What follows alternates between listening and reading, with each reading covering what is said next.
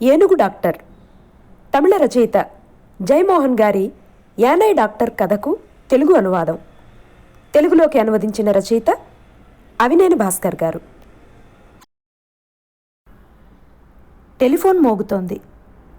పొద్దున్నే 6 గంటలకే ఫోన్ వస్తే చిరాకు పడకుండా తీయడం నా వల్ల కాని పని. ఏప్రిల్ మే నెలలు తప్పితే ఈ అడవుల్లో ఏడాది పొడుగునా వానో మంచో పడుతూనే ఉంటుంది. దాదాపు అందరూ పెందరాడే పడుకుంటారు. సాయంత్రం 7 దాటిందంటే గిరిజన గ్రామాలు, మా క్వార్టర్లు, ఈ ప్రదేశం అంతా నడిరాత్రి కమ్ముకున్నట్టు నిశ్శబ్దపు ముసుగులోకి వెళ్ళిపోతుంది. ఫారెస్ట్ గార్డులు కూడా 7:30-8కే గుర్రు పెట్టి నిద్రపోతుంటారు. నేను మటుకు రాత్రి 9 దాటిన తర్వాత ఏదో ఒక క్యాంపుకు వెళ్ళి 4-5 గార్డులను ఎక్కించుకుని అడవిలోకి వెళ్ళి రౌండ్స్ వేసి వస్తుంటాను. నా డ్యూటీలో నాకు నిజంగా పని అనిపించేది ఇదొక్కటే. పగలంతా ఫైళ్లతో నిస్సారంగా గడుస్తుంది. రాత్రుళ్ళు అడవిలో తిరిగేటప్పుడు మటుకు ఆ నీరసం అంతా వదిలిపోయి నేను ఫారెస్ట్ ఆఫీసర్ని అనే నిజమైన స్పృహ కలుగుతూ ఉంటుంది. ఈ తిరుగుడు వల్ల పడుకునేటప్పటికీ బాగా లేట్ అయిపోతూ ఉంటుంది. ఫోన్ మోగడం ఆగిపోయింది. అత్యవసరమైతే తప్ప ఇంత పొద్దున్నే అడవిలోకి వెళ్ళాలి అని ఎవరూ పూనుకోరు. డిపార్ట్మెంట్లో పనిచేసే వాళ్ళందరికీ అడవిలో వాతావరణం గురించి బాగా తెలుసు. ఎవరైనా పొరపాటున ఫోన్ చేశారేమో. ఇంకొంతసేపు పడుకుందాం అనుకున్నాను. గడ్డిని కప్పుతూ ఇసుక రాలుతున్నట్టు ఆలోచనలను కమ్ముతూ నిద్రమత్తు. మళ్ళీ పూర్తిగా నిద్రలోకి జారబోతుంటే ఇంతలోనే మళ్ళీ ఫోన్ మోత. ఎవరై ఉంటారో, ఎందుకు చేస్తున్నారో అర్థమైపోయింది. తెలివొచ్చింది. ఎలా మర్చిపోయాను?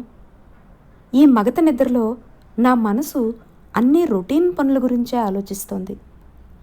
రిసీవర్ ఎత్తి హలో అన్నాను. అవతల ఆనంద్.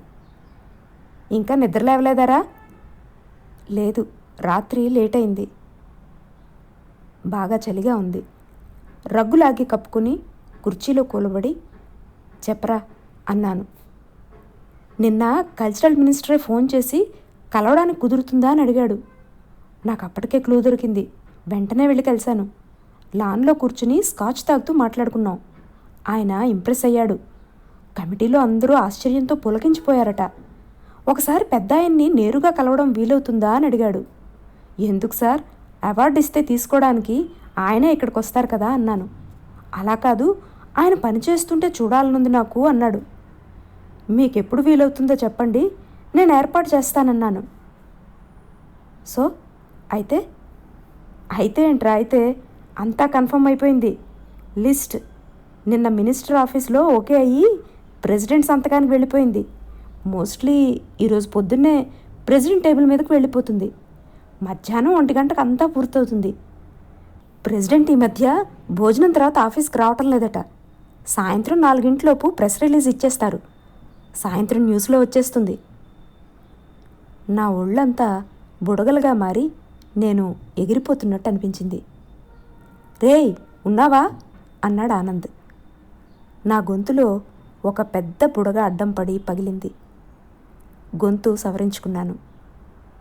హలో, ఏమైందిరా అడిగాడు. ఆనందంతో కళ్ళల్లో నీళ్లు నిండాయి.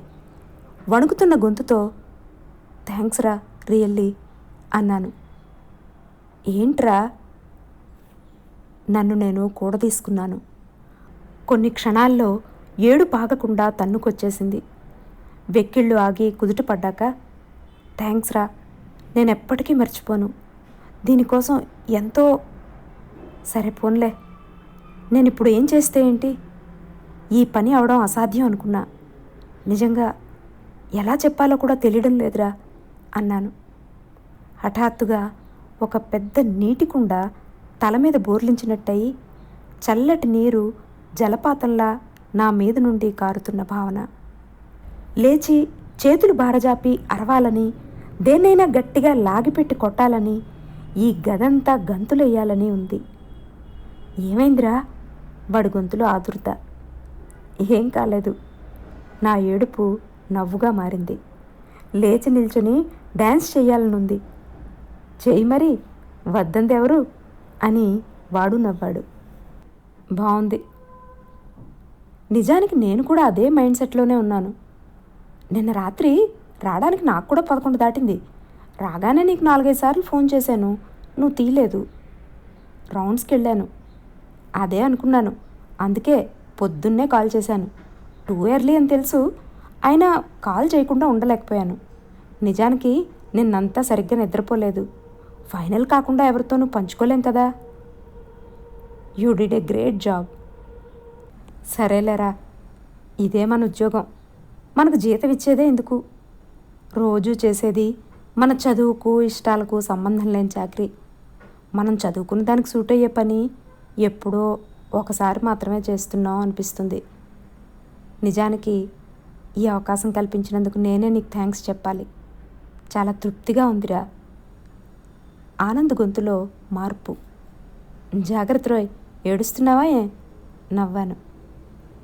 చాలే పోరా. ఫోన్ పెట్టేశాడు.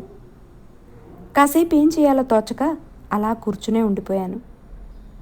మనసంతా నిండిపోయి శరీరం బరువుగా తోచింది. లేచి నిల్చోలేనేమో అనిపించింది. అలాగే కదలకుండా కాసేపున్నాక మనసు తేలిక పడింది. లేచి వెళ్ళి కాస్త టీ కాచి కప్పులో పోసుకుని తలుపు తీసుకుని బయటకొచ్చాను. చీకట్లో అరచేతిలా వాకిట్లో కొంచెం మసక వెలుతురు. అవతల చెట్లు కమ్మిన అడవిలో రాత్రి ఇంకా కొనసాగుతోంది. ఆ నిశ్శబ్దం నన్ను కప్పేసింది. బ్లాక్ టీ ఆవిరి కప్పు పైన తేలాడుతోంది. కప్పును 2 చేతులతో వెచ్చగా పట్టుకున్నాను. సంజె వెలుగులో వాకిట్లోని గులకరాళ్ళు మెల్లమెల్లగా తెలుపు రంగును పులుముకుంటున్నాయి. ఇంటి పైకప్పు మీద పెంకులు కదిలిన చప్పుడు. చిట్టి ముంగిస ఒకటి తొంగి చూసింది. కొన్ని క్షణాలు నా కేసు చూసి చూరు నుండి దిగి బట్టలు ఆరేసే దండం మీదుగా వెళ్ళి పక్కనున్న మరో టేకు చిట్టెక్కి కనుమరుగైంది. లేచెళ్ళి పళ్ళు తోముకొని వచ్చి కూర్చున్నాను. ఏం చేద్దాం? సాయంత్రం వరకు ఆగుదామా వద్దా? ఆగడమే మంచిది. కానీ ఇలాంటప్పుడు ఆయన పక్కనే ఉండడం చాలా బాగుంటుందనిపించింది. రోజంతా ఇక్కడ కూర్చుని ఫైళ్లు చూస్తూనో డిపార్ట్మెంటల్ జాబులకు జవాబులు రాసుకుంటూనో నిస్సత్తువుగా గడపాల్సిన రోజు కాదిది. అవును, ఇవాళ పగలంతా ఆయనతోనే ఉంటే సరి. ఎందుకైనా మంచిది, ట్రాన్సిస్టర్ పట్టుకెళ్దాం. న్యూస్ రాగానే నేనే స్వయంగా ఆయనతో చెప్పాలి. ఆయన ఆలోచనల్లో మునిగున్నప్పుడు హఠాత్తుగా ఆయన పాదాలు తాకి కళ్ళకద్దుకోవాలి. నా కళ్ళు తడిసిపోతాయేమో, పర్లేదు. కానీ దీని వెనక నేనున్నాను అని ఆయనకు తెలియకూడదు. ఎప్పుడో తర్వాత దానిపాటికి అదే తెలియాలి. తెలిసినప్పుడు ఏం చేస్తారు? ఏమీ అనరు. లేదంటే ఎప్పట్లాగే తన పనిలో మునిగిపోతూ తలెత్తి ముఖమైనా చూడకుండా థ్యాంక్స్ అని చెప్పి కొన్ని క్షణాల తర్వాత నా కేసు చూసి చిన్న చిరునవ్వు చిందించి మళ్ళీ పనిలో మునిగిపోతారేమో. సందర్భానికి సంబంధం లేకుండా బైరన్ కవిత్వం గురించో కపిలన్ పద్యం గురించో ఆయన మాట్లాడడం మొదలు పెట్టచ్చు. ఆ చిన్న చిరునవ్వు చాలు. నేను మనిషేనన్న దానికి రుజువుగా, బిచ్చగాడి బొచ్చులో పడిన బంగారు వరహాలాగా. స్వెటర్ మీద విండ్ షీటర్ వేసుకొని చేతులు గ్లౌజులు తొడుక్కొని బైక్ మీద బయలుదేరాను.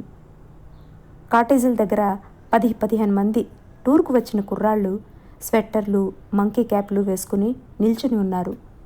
వాళ్ళ జీప్ ఇంకా వచ్చినట్లేదు. ఈ ప్రాంతంలో అవసరమైనంత నిశ్శబ్దాన్ని పాటించాలి అన్న కనీస జ్ఞానం వాళ్ళలో చాలామందికి ఉండదు.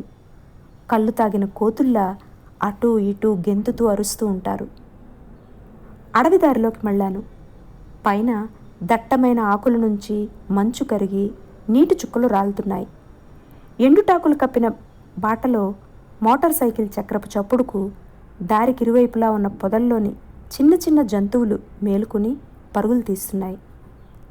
దూరంగా నల్లకోతి ఉబ్ బూబ్ బూబ్ అని దండోరా మోగినట్టు గొంతెత్తింది. ఆ కోతిది దారికాపు ఉద్యోగం.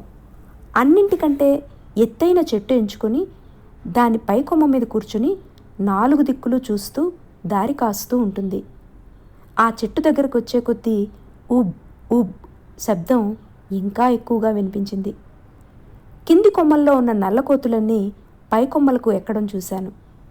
కొమ్మల నుండి కోతుల నల్లటి తోకలు ఊడల్లా వేలాడుతున్నాయి. 10-20 కోతులుంటాయి.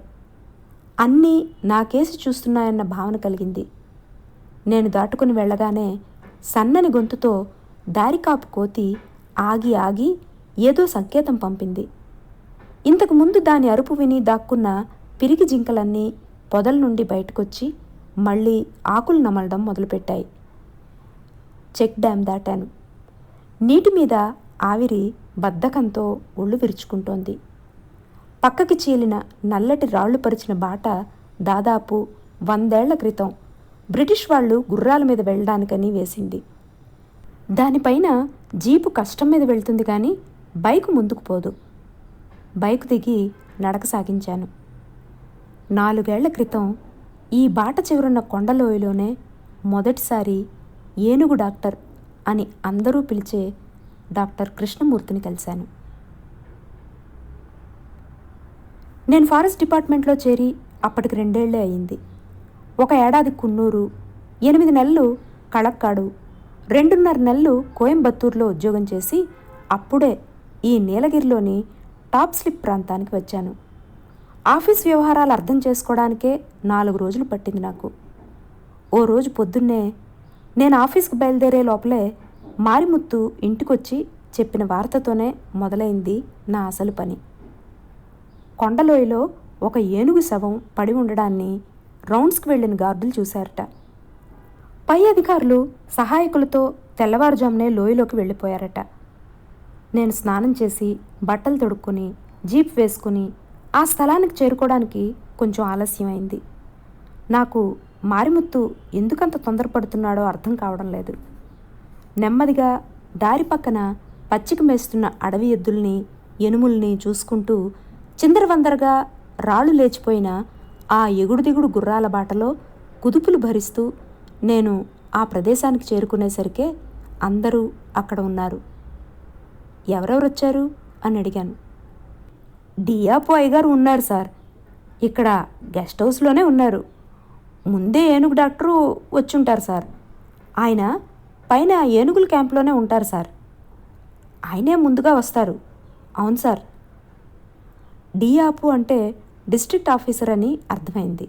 కానీ ఏనుగు డాక్టర్ అన్న పేరు మాత్రం నేను అప్పుడే విన్నాను. దానికి అర్థం టాప్ స్లిప్లో ఏనుగుల క్యాంప్ కోసం ప్రభుత్వం నియమించిన ఒక వెటర్నరీ డాక్టర్ అని అనుకున్నాను. నా జీప్ ఆ ప్రాంతాన్ని సమీపించగానే పేగులు దేవుకుని డోకు వచ్చేంత దుర్వాసన. ముందుకెడుతుంటే ఆ వాసనంతా గాలిలో ఘనీభవించి నన్ను కదలనీయకుండా అడ్డుపడుతున్నట్టు, నేను శరీరంతో దాన్ని కోసుకుని తోసుకుంటూ నడుస్తున్నట్టు అనిపించింది. కళ్ళు ఒక్కసారిగా తిరిగినట్టయి కడుపులో ఉన్న అన్ని పదార్థాలు ఒక్కసారిగా ఉవ్వెత్తున ఎగిసిపడ్డట్టు అనిపించింది. ఒంట్లో వణుకు మొదలైంది. చేతిగుడ్డతో ముక్కుని నోటిని అదుముకున్నాను. బండి దిగ్గానే పక్కకు వెళ్ళి వాంతి చేసుకున్నాను. కొంతసేపు అలా కూర్చుండిపోయాను. లేచి నిల్చుంటే కళ్ళు తిరుగుతున్నాయి. అయినా నా బలహీనతను బయటికి కనిపించనీయకూడదని చొక్కా సర్దుకొని ఛాతీ విరుచుకొని నడిచాను. పబ్లిక్ సర్వీస్ పరీక్షలు రాసి పై పదవుల్లోకి వచ్చే అధికారుల మీద కింది స్థాయి ఉద్యోగులకు ఒక రకమైన ద్వేషం, చిన్నచూపు ఉంటాయి. వాళ్ళేమో ఊపిరి బిగబట్టుకొని భారం మోసుకుంటూ ఒకరితో ఒకరు పోటీలు పడి ఒక్కో మెట్టు ఎక్కుతూ ఉంటే ఎగురుకుంటూ వచ్చి ఆ నిచ్చెన మీది పై మెట్టులో కూర్చుంటున్నాడే వీడు అన్న అసహ్య భావం అది. అది నిజమే. వాళ్ళ చేతులు కాళ్ళతోనే మేము ముందుకు సాగగలం. కానీ మా బుర్రతో వాళ్ళని ఆడించాలి. మేమే వాళ్ళ మీద ఆధారపడినప్పటికీ వాళ్లే మా మీద ఆధారపడుతున్నట్టు భ్రమింపచేసి నమ్మించాలి. మాకు ఇచ్చే శిక్షణ అంతా దానికే. పైనుండి కిందకి వచ్చి తాకే ప్రభుత్వ అధికారపు వేళ్లు మాత్రమే మేము. ఒక రకంగా వాళ్లను కనిపెట్టి ఉండే గూఢచారులం. వాళ్లకు ఉత్తర్వులు జారీ చేసే ప్రభుత్వపు నాలుకలం. అవసరం వచ్చినప్పుడు చర్నాకోళ్ళం. అక్కడ మిట్ట మీద గుమిగూడి ఉన్న చిన్న గుంపులో అందరూ ఉడుకులో పులిమిన గుడ్డలను ముక్కులకు అడ్డంగా కట్టుకుని ఉన్నారు. ఒక ఉద్యోగి వేగంగా వచ్చి నాకు ఒక గుడ్డ ఇచ్చాడు. దాన్ని ముక్కుకు అడ్డంగా కట్టుకున్న వెంటనే కొన్ని క్షణాల పాటు ఆ ఘాటుకి ముక్కు పుటాలు మండిపోయాయి. ఉన్నట్టుండి మళ్ళీ ఆ దుర్వాసన పెల్లుబికింది. గుమిగూడిన జనం కొంచెం కదిలినప్పుడు చూశాను. కొన్ని క్షణాలు నాకేమీ అర్థం కాలేదు. 20 అడుగుల పొడవు, 10 అడుగుల వెడల్పు ఉన్న బురదలో మోకాళ్ళ దాకా రబ్బర్ బూట్లు వేసుకుని సఫారీ టోపీ పెట్టుకున్న ఒక పెద్ద ఆయన ఒక మడ్డు కత్తి పట్టుకుని ఉన్నాడు. అతని బట్టలు, చేతులు, ముఖం అంతా బురద కొట్టుకుపోయి నల్లగా కారుతోంది. అతనొక పేడగుంటలో ఉన్నట్టు కనిపించింది. మరికొన్ని క్షణాల్లో నాకక్కడ ఏం జరుగుతోందో అర్థమైంది. అది చాలా రోజులుగా కుళ్ళుతున్న ఏనుగు శవం. దాన్ని కోసి 4 పక్కలకి తెరిచిపెట్టిన గుడారంలా పరిచిపెట్టారు. 4 కాళ్ళు లాగి విప్పదీసున్నాయి. తొండము, తల, పరిచిన చర్మం వెనుక నీల్గి ఉన్నాయి. ఏనుగు ఒంటి లోపల కుళ్ళిన మాంసం పేడ దిబ్బల బురదలా ఉంది. ఆ దిబ్బలో ఏవో కదులుతూ కనిపించాయి. బురద బుడగలతో పొంగుతున్నట్టు ఉంది. మొత్తం తెల్లటి పురుగులు లుకలుకలాడుతూ. పురుగులు ఆయన పాదాల నుంచి మోకాళ్ళ దాకా పాకుతూ కింద పడుతూ ఉన్నాయి. మధ్య మధ్యలో మోచేతుల మీదకి, మెడ మీదకి పాకుతున్న పురుగుల్ని తుడుచుకుంటూ పనిచేస్తున్నాడు. ఇక అక్కడ నిల్చోవడం నా వల్ల కాలేదు. చూపు తిప్పుకొని వెనక్కి జరిగాను. ఏం జరిగిందో తెలీదు. హఠాత్తుగా నా కాళ్ళ కిందున్న నేలను ఎవరో లాగేసినట్టు నేను వెల్లకిలా పడిపోయాను. ఏవో అరుపుల మధ్య నన్ను ఇద్దరు మోసుకుంటూ జీపు దగ్గరకు తీసుకురావడం తెలిసింది. నేను తల పైకెత్తాలని ప్రయత్నించినప్పుడు మళ్ళీ విపరీతంగా కడుపులో తిప్పినట్టయింది. నన్ను పట్టుకొని ఉన్న మనిషి మీదనే వాంతి చేసుకున్నాను. అతని చొక్కాని ఆసరాగా పట్టుకుని ఉన్న నా చేతులు వణుకుతున్నాయి. మళ్ళీ కళ్ళు మూసుకున్నాను. అధా పాతాళానికి జారి పడిపోతున్నట్టుగా ఉంది. ఆయన రూముకు తీసుకెళ్లి పడుకోబెట్టండిరా అంటున్నాడు జిల్లా అధికారి. నన్ను జీపు వెనక సీట్లో పడుకోబెట్టి తీసుకువెళ్తున్నారు. కళ్ళు తెరిస్తే పైన ఆకులతో నిండిన ఆకాశం పాచిపట్టిన నీటిలా వెనకకు వెళుతూ కనిపించింది. ఆకుల చూరుని దాటుకొని వచ్చిన వెలుతురు కళ్ళలో సూటిగా పడేసరికి కళ్ళు చికిలిస్తూ లేచి కూర్చున్నాను. కాళ్ళు పైకెత్తి సీట్లో పెట్టుకుని కిందకి చూశాను. ఒక సిగరెట్ బట్టుని పురుగు అని భ్రమపడి వణికిపోయాను. సీటు, చొక్కా అంతా గట్టిగా చేత్తో విదిలించాను. మళ్ళీ సందేహం వచ్చి విండి చీటు విప్పి విదిలించాను. దాన్ని మళ్ళీ వేసుకోవాలనిపించలేదు. నా గదికి వచ్చి పడుకున్నాను. టీ ఏమైనా కాచమంటారా సార్ అడిగాడు మారిముత్తు. వద్దన్నాను. మళ్ళీ తిప్పుతూ ఉంది. కళ్ళు మూసుకున్నాను. ఆలోచనల్ని బలవంతంగా లాగి పట్టుకున్నాను. ఎంత లాగిపట్టినా కోసిపరచబడిన ఆ పెద్ద ఏనుగు నల్లటి శవమే కళ్ళ ముందు తెరలాగా కనిపిస్తోంది. మాంసపు బురదలో మగ్గని కర్రల్లాగా ఎముకలు, విల్లులా వంగిన పక్కటెముకలు. పక్కకు తిరిగి పడుకున్నాను. ఇంకేదైనా ఆలోచించమని నాకు నేనే చెప్పుకుంటున్నాను. అయితే అది మళ్ళీ మళ్ళీ దాన్నే ఆలోచిస్తోంది. నిద్రలోకి జారుకున్నాను. పురుగులు మాత్రమే ఉన్న ఒక పెద్ద గుంటలో పడి మునిగిపోతున్నాను. కేకపెట్టి లేచి కూర్చున్నాను. ఒళ్ళు చెమటలో తడిసి వణుకుతోంది. లేచి నా పెట్టె తెరిచి లోపలున్న టీచర్స్ విస్కీ బాటిల్ ఓపెన్ చేసి గ్లాస్ కోసం వెతికాను. పక్కనే కనిపించిన టీ కప్పులోనే ఉంపుకొని జగ్గులోని నీళ్లు కలిపి గటగటా తాగేశాను. ఒంట్లో వణుకు. తల వంచుకొని కూర్చున్నాను. మళ్ళీ కొంచెం వంపుకొని తాగాను. నేను మామూలుగా తాగే మోతాదు కంటే 4 రెట్లు ఎక్కువ తాగేశాను. పొట్టలో యాసిడ్ ఉడుకుతున్నట్టుగా ఉంది. అదంతా నోట్లోకి తన్నుకొచ్చినట్టు నోరంతా చేదు చేదు. కాసేపటికి నా తల బరువు ఇక మోయలేనన్నట్లు నా మెడ అల్లాడిపోయింది. వెల్లకిలా పడుకున్నాను. పైనున్న దూలాలు, అడ్డకర్రలు, పెంకులు కిందకి దిగి వచ్చి చేయి చాచితే తాకేంత దూరంలో ఉన్నాయి.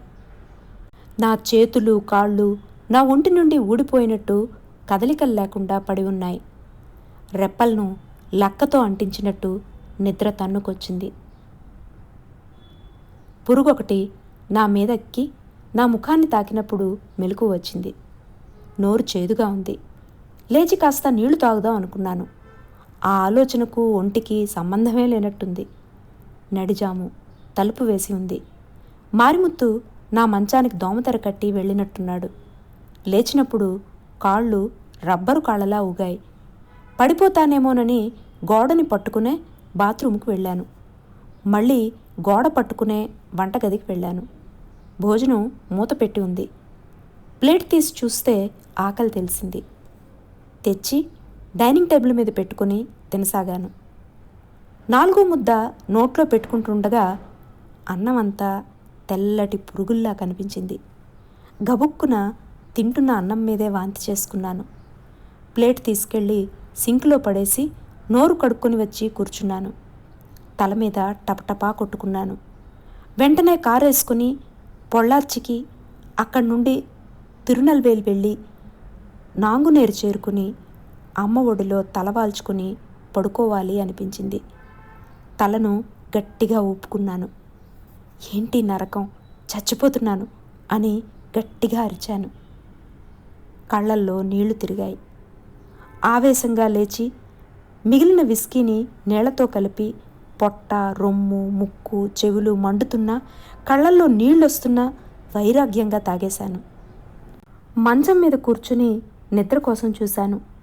నా చేతులు, కాళ్లంతా పురుగులు పాకుతున్నట్టు అనిపించింది.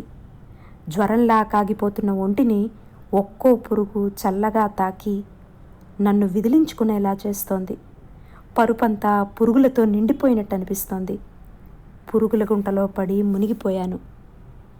మరుసటి రోజు బాగా పొద్దుపోయి లేస్తే గానీ తేరుకోలేకపోయాను. మర్నాడు ఆఫీస్కు వెళ్ళగానే ఏనుగు డాక్టర్ గురించి వివరాలు తెలుసుకున్నాను. ఒక్కొక్కరి దగ్గర ఒక్కో కథ ఉంది ఆయన గురించి చెప్పడానికి. డాక్టర్ వి కృష్ణమూర్తి ఫారెస్ట్ డిపార్ట్మెంట్లో వెటర్నరీ డాక్టర్గా 30 ఏళ్ల క్రితం ఇక్కడికి వచ్చారు. అడవి మృగాలకు, ఇతర పెంపుడు జంతువులకు వైద్యం చేయడమే ఆయన ఉద్యోగం. అయితే క్రమేణా ఏనుగుల స్పెషలిస్ట్గా మారిపోయారు. తమిళనాడు అటవీ శాఖలో ఏనుగుల గురించి అన్నీ తెలిసిన వైద్య నిపుణుడిగా ఎదిగిపోయాక ఏనుగులకు ఎక్కడ ఏ సమస్య వచ్చినా ఆయన రావాల్సిందే అన్న పరిస్థితి వచ్చింది. తమిళనాడే కాదు, భారతదేశమంతా ఏనుగుల గురించి ఏ సమస్య వచ్చినా ఆయన సలహానే కోరేవాళ్ళు. ఒక దశలో చాలా ప్రపంచ దేశాలకు ఏనుగుల విషయంలో ఆయనే మెడికల్ అడ్వైజర్. డాక్టర్ కృష్ణమూర్తి 1000కి పైగా ఏనుగులకు ఆపరేషన్ చేసి ఉంటారు. 300కు పైగా ఏనుగులకు డెలివరీలు చేశారు. 100ల కొద్దీ ఏనుగుల శవాలకు శవపరీక్ష చేశారు. ఏనుగు శవాలకు ఇప్పుడున్న శవపరీక్ష పద్ధతి ఆయన కనిపెట్టిందే. ఎముకలు విరిగిన ఏనుగులకు ఇనుప ఎముకలు అమర్చడం, కట్లు కట్టడం వంటి ఆపరేషన్లు చాలా చేశారు. భారతదేశమంతా ఏనుగుల ఆరోగ్య సంరక్షణ గురించి ఆయన రాసిన పద్ధతులనే అటవీ శాఖ వారు అవలంబిస్తారు. కొన్ని చిన్న చిన్న మార్పులతో దానినే ఖడ్గమృగాలకు పాటిస్తున్నారు. ప్రపంచవ్యాప్తంగా ఉన్న ఏనుగు ప్రేమికులకు, పరిశోధకులకు ఆయన డాక్టర్ కే. వందలాది పుస్తకాల్లో ఆయన గురించి రాసున్నారు. ప్రపంచ ప్రఖ్యాతి చెందిన ఫారెస్ట్ డాక్యుమెంటరీలు తీసే హ్యారీ మార్షల్ డాక్టర్ కే అనే పేరిట బీబీసీ కోసం ఒక డాక్యుమెంటరీ చేశాడు. నిజానికి డాక్టర్ కే ఒక సమకాలీన చారిత్రక పురుషుడు. ఆ తర్వాత 2 వారాలకు ఏనుగుల క్యాంపుకు జీపులో వెళ్తుంటే ఆ సన్నటి దారిలో నాకు ఎదురుగా డాక్టర్ కే జీపులో వస్తూ కనిపించారు. నా జీప్ను పక్కకు ఆపి ఆయన జీపుకు దారిస్తుంటే ఆయన నన్ను చూసి చిన్నగా నవ్వి మారిముత్తుతో, "ఏం మారి, నల్లపూస అయిపోయావే" అన్నారు. "వచ్చి కనిపిస్తానయ్యా" అన్నాడు మారిముత్తు. "వచ్చేప్పుడు అల్లం ఉంటే పట్టుకురా" అన్నారు డాక్టర్కే. మళ్ళీ నన్ను చూసి చిరునవ్వు చిందించి వెళ్ళారాయన. మీసాల్లేని కోలముఖం, నుదురు బట్టతలా కలిసిపోయి రెండు పక్కలా నెరిసిన దట్టమైన జుట్టు, సూటి ముక్కు, ఉత్సాహం తొణికిసలాడే చిన్న పిల్లాడి కళ్ళు, చెవుల్లో విచ్చుకున్న జుట్టు, చిన్న నోటికి రెండు వైపులా ముడత చారలు. అవి ఆయన వయసుకు వ్యక్తిత్వానికి ఒక గాంభీర్యాన్ని గౌరవాన్ని ఆపాదిస్తున్నాయి. అయితే నవ్వు మాత్రం ముత్యాల పలువరసతో ప్రేమ ఒలికిస్తూ ఉంది. ఆయన వెళ్ళిపోయాకే గ్రహించాను, ఆయనకు నేను నమస్కారం పెట్టడమో సమాధానంగా నవ్వడమో చేయలేదని. నాలుగు ఖర్చుకుంటూ అన్నాను. ఏం సార్ అని అడిగాడు మారిముత్తు. చీమ అన్నాను. అవును సార్, ఈ పైనున్న పువ్వుల్లో ఒట్టి చీమలు సార్, మీద పడ్డాయంటే కొరికేస్తాయి సార్. చిన్న చీమలే అయినా విషం సార్, కొరికిన చోట దద్దుర్లు వచ్చేస్తాయి సార్, నిజం సార్. నేనప్పటికీ దాదాపు 15 రోజులుగా డాక్టర్ గారి గురించే ఆలోచిస్తున్నాను. అయితే ఆయన ప్రత్యక్షంగా ఎదురుపడినప్పుడు మాత్రం నాకు బుర్ర పనిచేయకుండా పోయింది. పుస్తకంలో చూసిన బొమ్మో చదివిన పాత్రో హఠాత్తుగా మన కేసు చూసి స్నేహంగా నవ్వినప్పుడు కలిగే షాక్. ఆయన ఏమనుకుని ఉంటారు? హోదాలో నేను ఆయన పై అధికారిని, అధికార మదం అనుకుని ఉంటారా? చిన్నబుచ్చుకొని ఉంటారా? ఆయన ముఖం చూస్తే మటుకు అలాంటివి పట్టించుకునేవారిలా అనిపించలేదు. మళ్ళీ ఆయన్ని కలవాలి, ఆయనంటే నాకున్న అభిమానాన్ని గౌరవభావాన్ని తెలియజేయాలి అనుకున్నాను. వెంటనే జీపు తిప్పు అని చెప్పడానికి నోరు తెరిచాను. ఎందుకో ఆ మాట అనలేదు. అలానే 10 రోజులు గడిచిపోయాయి.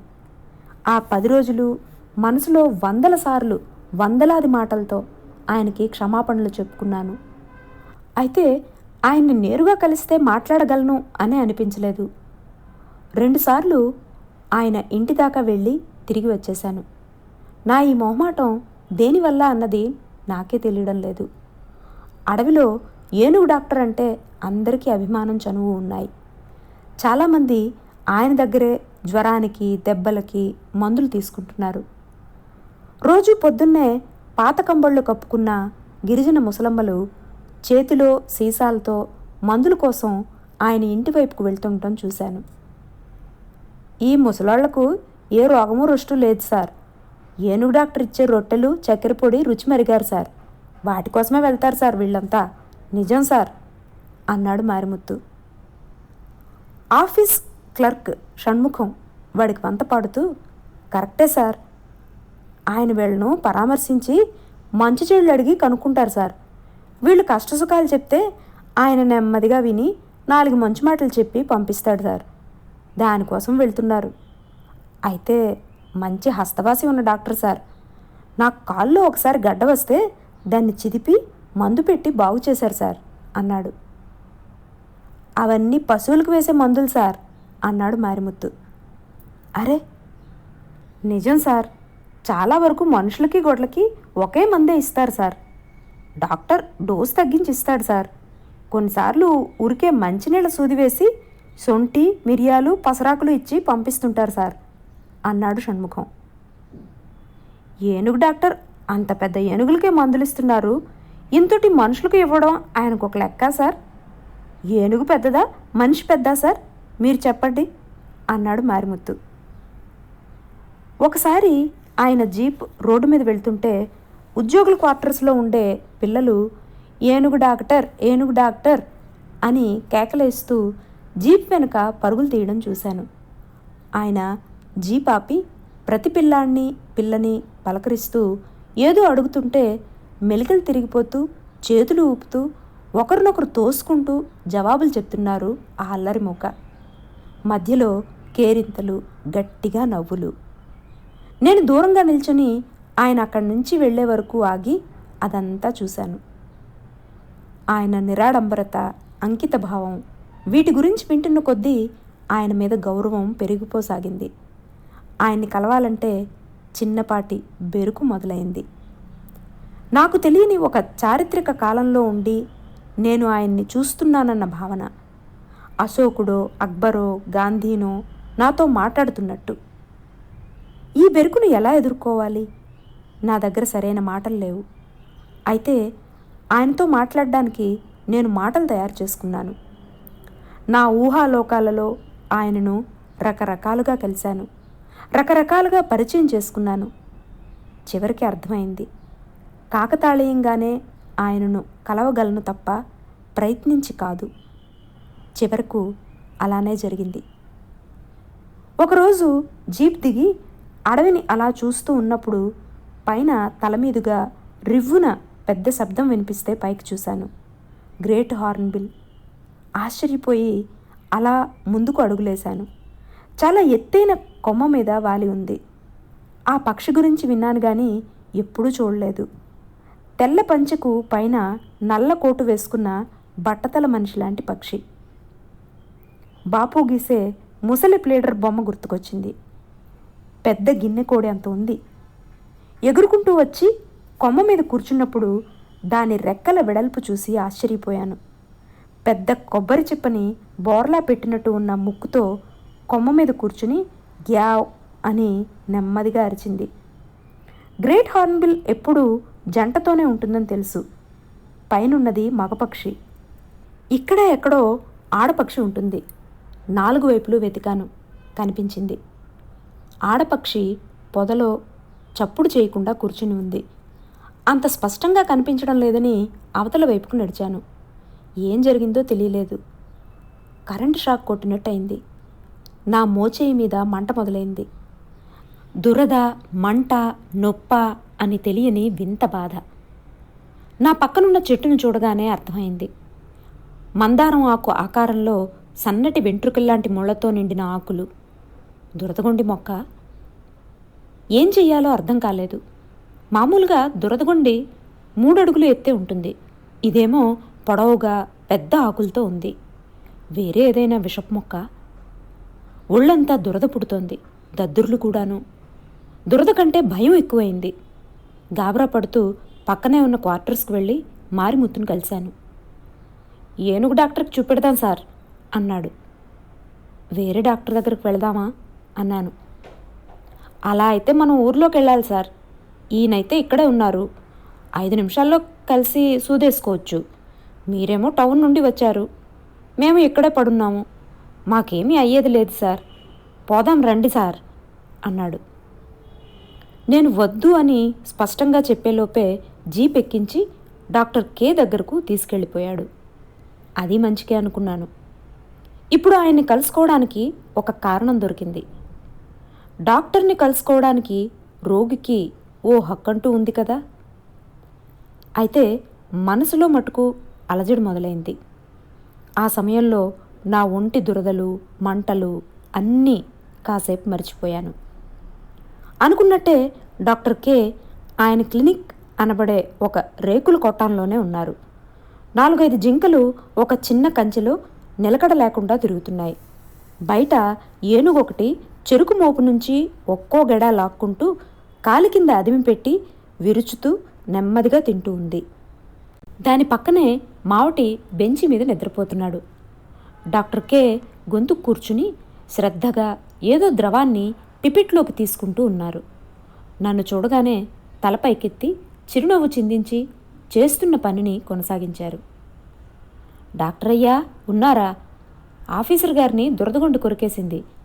ఆయనేమో ఇష్టం వచ్చినట్టు అడవిలోకి దూరెళ్ళిపోయాడు. మనకు ఇవేవి లెక్క కాదు. ఆయన కొత్త కదా అండి, చాలా దురదగా ఉందిరా మరి అన్నాడు. నేను అన్నాను, మాకు ఇలాంటివి తాకినా ఏం కాదు, మీరు మాత్రం ఏనుగు డాక్టర్ దగ్గర చూపించుకోండి అని తీసుకొచ్చాను అన్నాడు మారిముత్తు. ఆయన నా వైపుకు తిరిగి, ఇది అడవి మొక్క, ఊర్లో ఉండే దురదగొంటికి మరో వెర్షన్. ఇప్పుడు మీకు కావాలంటే యాంటీ అలర్జిక్ ఇంజెక్షన్ ఒకటి ఇస్తాను, లేదంటే ఐస్ వాటర్లో కడుగుతూ ఉండొచ్చు. ఏం చేసినా చేయకపోయినా గంటలో తగ్గిపోతుంది అంటూ పిపెట్ని ఫ్రిడ్జ్లో పెట్టి తలుపేసి వచ్చి నా చేతిని నడుముని చూశారు. ఏం కాదు, 1 గంటలో దీని తీవ్రత తగ్గుతుంది, రేపటికి పూర్తిగా నయమైపోతుంది. అక్కడ గీరుకున్నారా? అవును అన్నాను. ఆయన చిన్నగా నవ్వి, ఒక పని చేయండి, గీరకుండా ఉండేందుకు ప్రయత్నించండి. దురదగానే ఉంటుంది, అర్థం చేసుకోగలను. దురద పుడుతున్న భాగంలో ఏం జరుగుతుందో జాగ్రత్తగా మనసుని అక్కడే నిలిపి గమనిస్తూ ఉండండి. మీ మనసు ఎందుకు ఇంత ఆదుర్దా పడుతుంది? ఎందుకు దీన్ని వెంటనే నయం చేసుకోవాలనుకుంటున్నారు?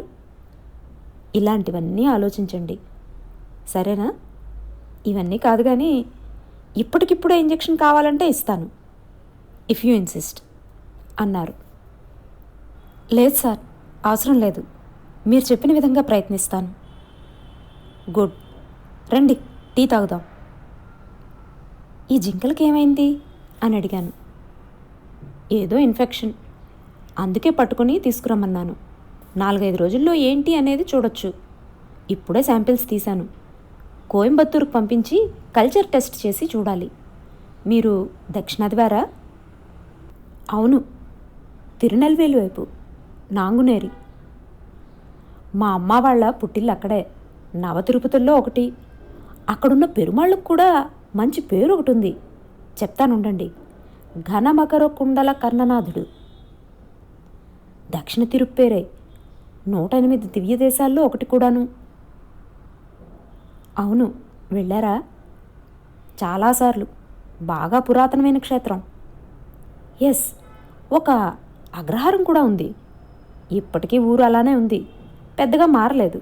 కూర్చోండి అని టీ కాచడానికి వెళ్ళారు. స్టవ్ వెలిగిస్తూనే, నొప్పి మీద దృష్టి పెట్టి గమనించడం అన్నది ఒక మంచి అలవాటు. దాన్ని మించిన ధ్యానం మరొకటి లేదు. మనం ఎవరం, మన మనసు బుద్ధి ఎలా పనిచేస్తాయి అన్నది మన నొప్పి చెప్పేస్తుంది. నొప్పి అంటే ఏంటి? మామూలుగా ఉండడం కంటే కొంచెం వేరేలా ఉండే స్థితి. అయితే నొప్పి వచ్చినప్పుడు మామూలు స్థితికి రావాలని మన మనసు తప్పించిపోతుంది. అదే నొప్పితో వచ్చిన చిక్కు.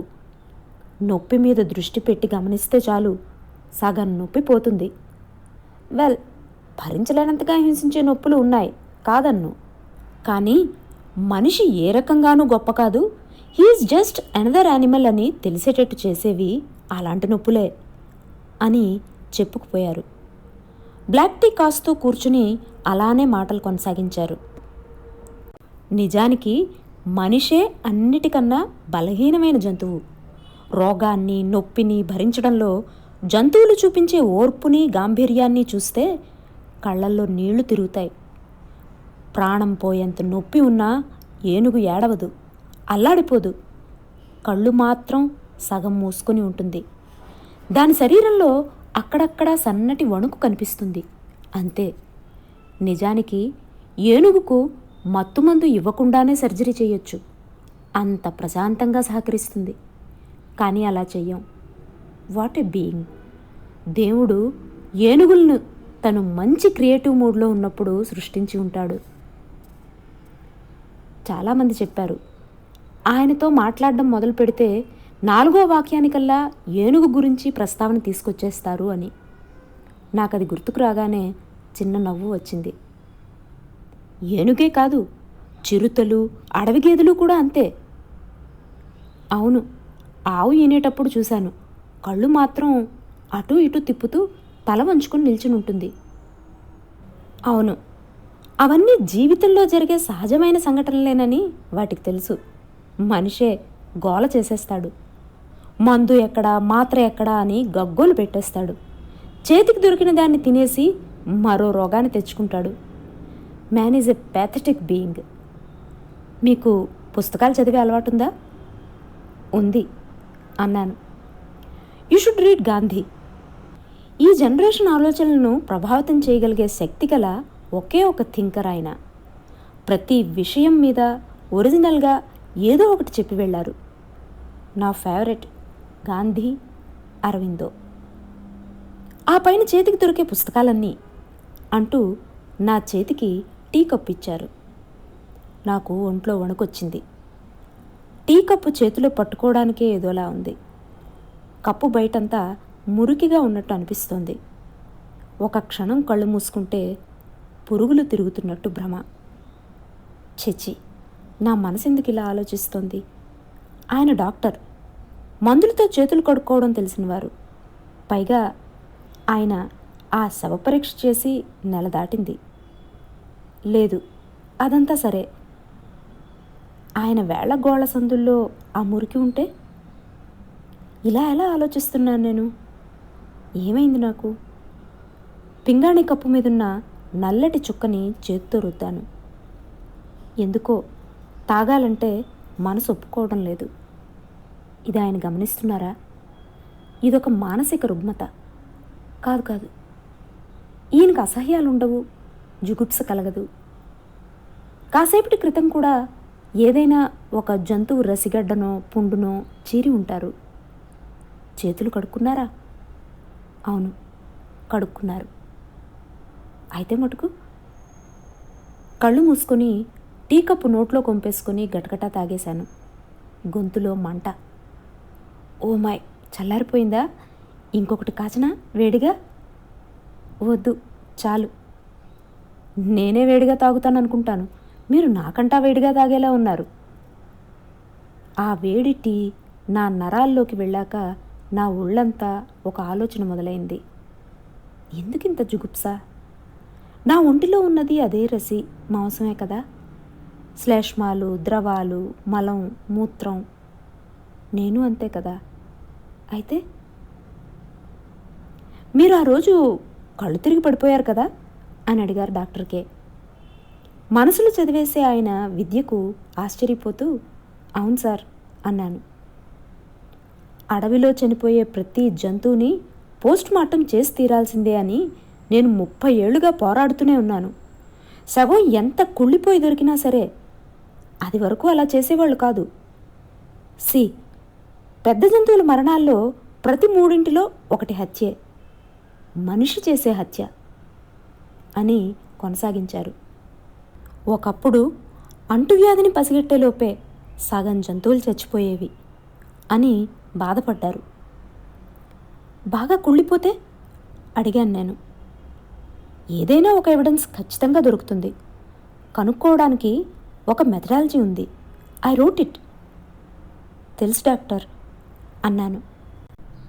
పురుగుల్ని చూసి భయపడ్డారు కదా? పురుగుల్ని చూస్తే చాలామందికి భయం. ఆ భయం ఎందుకు కలుగుతుందో దాని మీద దృష్టి పెట్టి క్షుణ్ణంగా ఆలోచిస్తే దానిని దాటేయొచ్చు. భయాన్ని, అసహ్యాన్ని, జుగుప్సని, అనుమానాన్ని ఎదురు తిరిగి నిలబడి దాని మీద దృష్టిని కేంద్రీకరించి గమనిస్తే అవి నిలవవు, రాలిపోతాయి. ఇక్కడ నల్లగా చింతగింజంత సైజులో ఒక జోరీగ లాంటి ఈగను చూసుంటారు. అవి ఎక్కడైనా ఉంటాయి. మనం వాటితో సహజీవనం చేస్తున్నాం. అవి మన అన్నం మీద కూడా వాలొచ్చు. దాన్ని అవతలకు తోలేసి తినాలి, అంతే. డాక్టర్ కే నవ్వారు. ఆ ఈగ ముందు దశే మీరు చూసిన ఆ క్రిములు. ఈగను ఎదిగిన మనిషి అనుకుంటే ఆ క్రిమి పసిబిడ్డ. పసిబిడ్డల మీద ఎందుకంత అసహ్యం? వాళ్ళని చూస్తే ఎందుకంత జుగుప్స? నాకు మాటలు రాక అలా చూస్తూనే ఉన్నాను. క్రిములన్నీ పసిపిల్లలే. నడవలేవు, ఎగరలేవు, ఇష్టం వచ్చినట్టు అలా పాకుతుంటాయి. వాటికి తెలిసింది ఒకటే, తినడం. తింటూనే ఉంటాయి. చిన్నపిల్లలు అంతే. పసిపిల్లాడు తినే ఆహారంతో ఆ పిల్లాడి బరువును పోలిస్తే మీ బరువుకి మీరు రోజుకి 30 లీటర్ల పాలు తాగాలి. గట్టిగా నవ్వు. వాటికి అలాంటి ఆర్డర్. గబగబా దొరికింది తిని ఎదిగే మార్గం చూడు అని. పిచ్చి ఫిలాసఫీ అనిపిస్తోందా? లేదు. ఆ రోజంతా ఆయనతో మాట్లాడుతూనే ఉన్నాను. ఆయన లాంటి చక్కని మాటకారిని నేను చూడలేదు. కాలక్షేపం, తత్వం, సాహిత్యం, విజ్ఞాన శాస్త్రం అని ఒక అంశం నుండి మరో అంశానికి జంప్ చేస్తూ, జేమ్స్ బాండ్ లాగా కారు నుండి హెలికాప్టర్కి ఎగిరి అక్కడి నుండి బోట్లోకి దూకి ఒడ్డు చేరుకుని అక్కడి నుంచి బైక్ ఎక్కి వేగంగా వెళ్ళిపోతున్నట్టు భ్రమ కలుగుతోంది. ఆ రోజు నుండి వారానికి 3 రోజులైనా ఆయన్ని కలవడానికి వెళ్ళేవాడిని. పుస్తకాలు ఇచ్చేవారు. వాటి గురించి సుదీర్ఘంగా చర్చించేవారు. ఆయనతో కలిసి నేను జంతువుల్ని అలవాటు చేసుకున్నాను. మాలిమి చేసిన ఏనుగు కాలి మీద అడుగుపెట్టి పైకి ఎక్కి ఏనుగు కుంభస్థలం మీద కూర్చుని అడవిలో తిరిగాను. మనిషి దాని మీద ఎక్కగానే తన ఎత్తుని, ఆ మనిషి ఎత్తుని లెక్క వేసుకుని చెట్ల క్రింద జాగ్రత్తగా నడిచి వెళ్ళే దాని సూక్ష్మ బుద్ధిని చూసి విభ్రాంతి చెందాను. డాక్టర్ కే ఒక ఎలుగుబంటి కాలికి కట్టుకట్టినప్పుడు ఆయనకి సాయంగా దాని కాళ్లను లాగి పట్టుకున్నాను. జింకల పేడకళ్లను పాలిథీన్ బ్యాగుల్లో సేకరించి శాంపిల్స్ కోసం తెచ్చి ఇచ్చాను. ఒకే నెలలో పురుగుల్ని, చిన్న చిన్న జంతువులని పసిపిల్లల్లా చూడడానికి నా మనసు అలవాటు పడిపోయింది. మెత్తగా, బొద్దుగా, బిలబిలమని ఆత్రంగా తింటూ కదులుతూ ఉండే పురుగుల గుంపులో ఎన్ని చిన్న చిన్న ప్రాణాలు! బతకడానికై అవి పడే తపన, వాటి ఆవేశం చూస్తే మనసు ఆశ్చర్యంతో నిండిపోతుంది. తెల్లటి రంగులో పైకి ఎగసేందుకు సిద్ధపడుతున్న చిరుజ్వాలలా అవి. అణువంతైనా ఖాళీ లేకుండా అంతు చిక్కని మహత్వంతో నిండిపోయినదే ఈ ప్రపంచం అని నాకు అనిపించి ఒళ్ళు పులకించిపోయింది. తినడం అన్న ఏకైక విద్య తెలిసిన బొట్టంత ప్రాణం. ఆ బొట్టు లోపలే రెక్కలు, గుడ్లు, భావితరాలు. ప్రతి క్షణము ఎదురయ్యే ఆపదలను జయించి నిరంతరం పోరాడుతూ బతికే మన ఊహకే అందని ఒక సమిష్టి మేధ. పురుగులను మనిషి ద్వేషించకూడదు అంటారు డాక్టర్ కే. మనిషి చేసే తప్పేంటంటే పురుగుల్ని విడివిడిగా చూసి తనతో పోల్చుకొని చూస్తాడు. పురుగులు సమస్తమైన జ్ఞానాన్ని, చిత్తవృత్తిని కలిగినవి. కోట్లాది సంఖ్యలో ఉంటాయి పురుగులు. రోజురోజుకి తమని తాము నూతనంగా మార్చుకుంటూ ఉండే మహాసమూహం పురుగులది. వాటితో పోలిస్తే మనిషి సమూహం చాలా చిన్నది. మనిషి చేసిన పురుగు మందుని ఎదుర్కొనేది ఒక్క ఒంటరి పురుగు కాదు, అనేకమైన పురుగులతో కూడిన ఒక మహాసమూహం. వాటన్నిటిలో కరడుగట్టిన ఒక నిశ్చయం. ఈ నిశ్చయమే తమని నిర్మూలించడానికి మనిషి వాడే మందుని కొంతకాలంలోనే ఇట్టే జయించేస్తుంది. ఒక తెల్లటి పురుగుని చేతిలోకి తీసుకున్నప్పుడు అది మెలికలు తిరుగుతూ వేలుపైకి ఎక్కేప్పుడు ఒక పసిబిడ్డను ఎత్తుకునేప్పుడు కలిగే అనుభూతి కలిగేది. అతి మృదువైన, చాలా సాధారణమైన ఒక ప్రాణం. కానీ ఈ బుల్లి ప్రాణం అంతులేని సామర్థ్యాలను, మహోన్నతమైన శక్తిని తనలో ఇముడ్చుకున్నది. ఒక బ్రహ్మాండానికి ప్రతినిధి. కొన్నిసార్లు పురుగుని ముఖం దగ్గరకు తెచ్చి దాని కళ్ళను చూసేవాణ్ణి. ఆహారాన్ని తప్ప మరో దాన్ని చూడాల్సిన అవసరం లేని కళ్ళు. వీటికి ఏం తెలుస్తుంది అనిపించేది. అవి చిన్నగా మెరిసే అణువంత కళ్ళు. ఆ కళ్ళ ద్వారా ఒక పెద్ద పురుగుల మహాసమూహమే నన్ను చూస్తోంది. దాన్ని చూసి నవ్వుతున్నాను. ఒకరోజు నువ్వు నన్ను కూడా తిని ఎదగవచ్చు, పర్వాలేదు. ఈ భూమి మీద నేను నువ్వు ఒకటే, బుజ్జి పిల్ల, చిట్టి పిల్ల అని ముద్దు చెయ్యాలనిపిస్తుంది. డాక్టర్ కే సాహిత్యంలో అపారమైన ఆసక్తి కలవారు.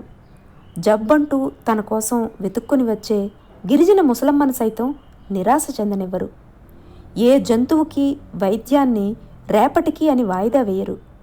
అంత నిర్విరామంగా శ్రమిస్తూనే ప్రపంచ ప్రసిద్ధమైన విజ్ఞాన పత్రికలకు గొప్ప గొప్ప పరిశోధనా పత్రాలు రాస్తుంటారు.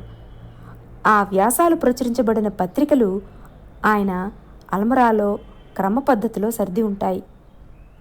ఆ పత్రికల్లో మిగిలిన వ్యాసాలు అర్థం కాని విజ్ఞానపు ఘాటుతో ఉంటే, డాక్టర్ కే రాసిన వ్యాసాలు మాత్రం ఖచ్చితమైన, సరళమైన శైలిలో సన్నటి హాస్యంతో కలగలిపి కవితలతో ఉదహరించబడి ఆసక్తికరంగా ఉంటాయి.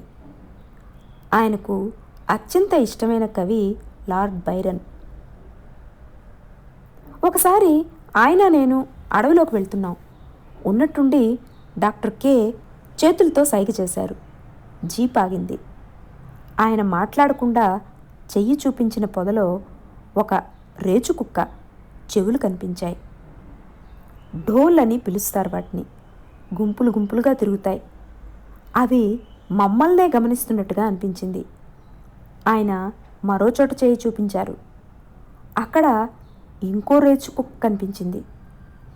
కొన్ని నిమిషాల్లో ఆ ప్రదేశం అంతా స్పష్టంగా కనిపించింది. 6 రేచుకుక్కలు 6 దిక్కుల్లో నిల్చుని మధ్యలో ఉన్న మరో రేచుకుక్కని కాపలా కాస్తున్నాయి. అక్కడ ఆ గుంపు నాయకుడో లేక పిల్లలు ఈనిన తల్లో కదల్లేక పడి ఉంది అని ఇంగ్లీష్లో చెప్పారు డాక్టర్ కే. కళ్ళను వాటి మీద కేంద్రీకరించి సన్నని గొంతుతో, ఇక్కడే ఉండండి, కదలకండి, చేతులు పైకెత్తకండి, నేను మాత్రం వెళ్ళి చూసి వస్తాను అన్నారు. నేను కంగారుగా, ఒక్కళ్ళేనా అన్నాను. వాటికి నేను తెలుసు అన్నారాయన. లేదు డాక్టర్, ప్లీజ్, రేచుకుక్కలు చాలా ప్రమాదకరమైనవని చెప్తారు. ఖచ్చితంగా ప్రమాదకరమైనవే, but this is my duty అని మెల్లగా జీపు తలుపు తెరుచుకొని దిగి రేచుకుక్కల వైపుకు నడిచారు. చల్లటి గాలి విసురు నన్ను దాటుకొని వెళ్ళింది. చేతులతో మెల్లగా నా బెల్ట్కు ఉన్న గన్నుని తాకాను. దాని చల్లటి స్పర్శ నాకు కాస్త ఉపశమనాన్నిచ్చింది. డాక్టర్ కే గట్టెక్కి కుక్కల్ని సమీపించారు. పొదలో నుండి మొదట చూసిన కుక్క తలపైకెత్తి చెవుల్ని ముందుకు రిక్కించి ఆయన్ని చూసింది. ఆయన దగ్గరకు వస్తున్న కొద్దీ తలను కిందకు వంచి మోరచాచి పళ్ళు బయట పెడుతూ ఆయనని తీక్షణంగా చూసింది. మిగిలిన కుక్కలు కూడా నెమ్మదిగా ఆయన వైపుకు రావడం చూశాను. కొన్ని నిమిషాల్లోనే ఆయనను ఆ 6 కుక్కలు చుట్టుముట్టాయి. డాక్టర్ కే మొదటి రేచు కుక్క దగ్గరకు వెళ్ళి కదలకుండా నిల్చున్నారు. కొన్ని నిమిషాలు ఆ కుక్క ఆయన మౌనంగా ప్రార్థిస్తున్నట్టుగా అలానే నిల్చున్నారు. తర్వాత ఆ కుక్క తన ఒంటిని వంచి దాదాపు పాకుతున్నట్టుగా ఆయనను సమీపించింది. మోరచాచి ఆయన్ని వాసన పీల్చింది. ఒక్క ఉదుటిన వెనక్కి వెళ్ళి మళ్ళీ వచ్చి వాసన పీల్చింది. హూ హూ హా అని ఏదో చెప్పింది. మిగిలిన కుక్కలు మోరలు పైకెత్తాయి. మొదటి కుక్క ఆయన దగ్గరకు వచ్చి బూట్లను నాకింది. తర్వాత అది ఆయన మీద కాలు పెట్టి చేతిని వాసన చూసింది. మెల్లిగా దాని ధోరణి మారింది. మనల్ని ఆహ్వానించే పెంపుడు కుక్కల ఒళ్ళు వంచి తోకను ఊపింది. ఆయన కేసు చూస్తూనే తోక ఊపుకుంటూ పక్కకు నడిచి గెంతుకుంటూ కొంచెం దూరం వెళ్ళి చెవులు వెనక్కి రిక్కించి వేగంగా తిరిగి మళ్ళీ ఆయన దగ్గరకు వచ్చి నిల్చుని మళ్ళీ తుళ్ళుతూ పరుగు తీసింది. ఆయనని ఒక ప్రత్యేక అతిథిలా అది భావించడం తెలుస్తోంది. ఆయన రావడంతో సంబరపడిపోతోంది. ఆయన తన దగ్గరికి వచ్చారు అన్న ఆ గౌరవాన్ని ఎలా సంబరపరుచుకోవాలో దానికి అర్థం కావడం లేదు. మిగిలిన కుక్కలు తోకలు ఊపుతున్నాయి. తర్వాత ఇంకో కుక్క మొదటి కుక్క నిల్చున్న చోటకు వచ్చింది. మిగిలిన 4 కుక్కలు వాటి పాత స్థానాలకు వెళ్ళిపోయాయి.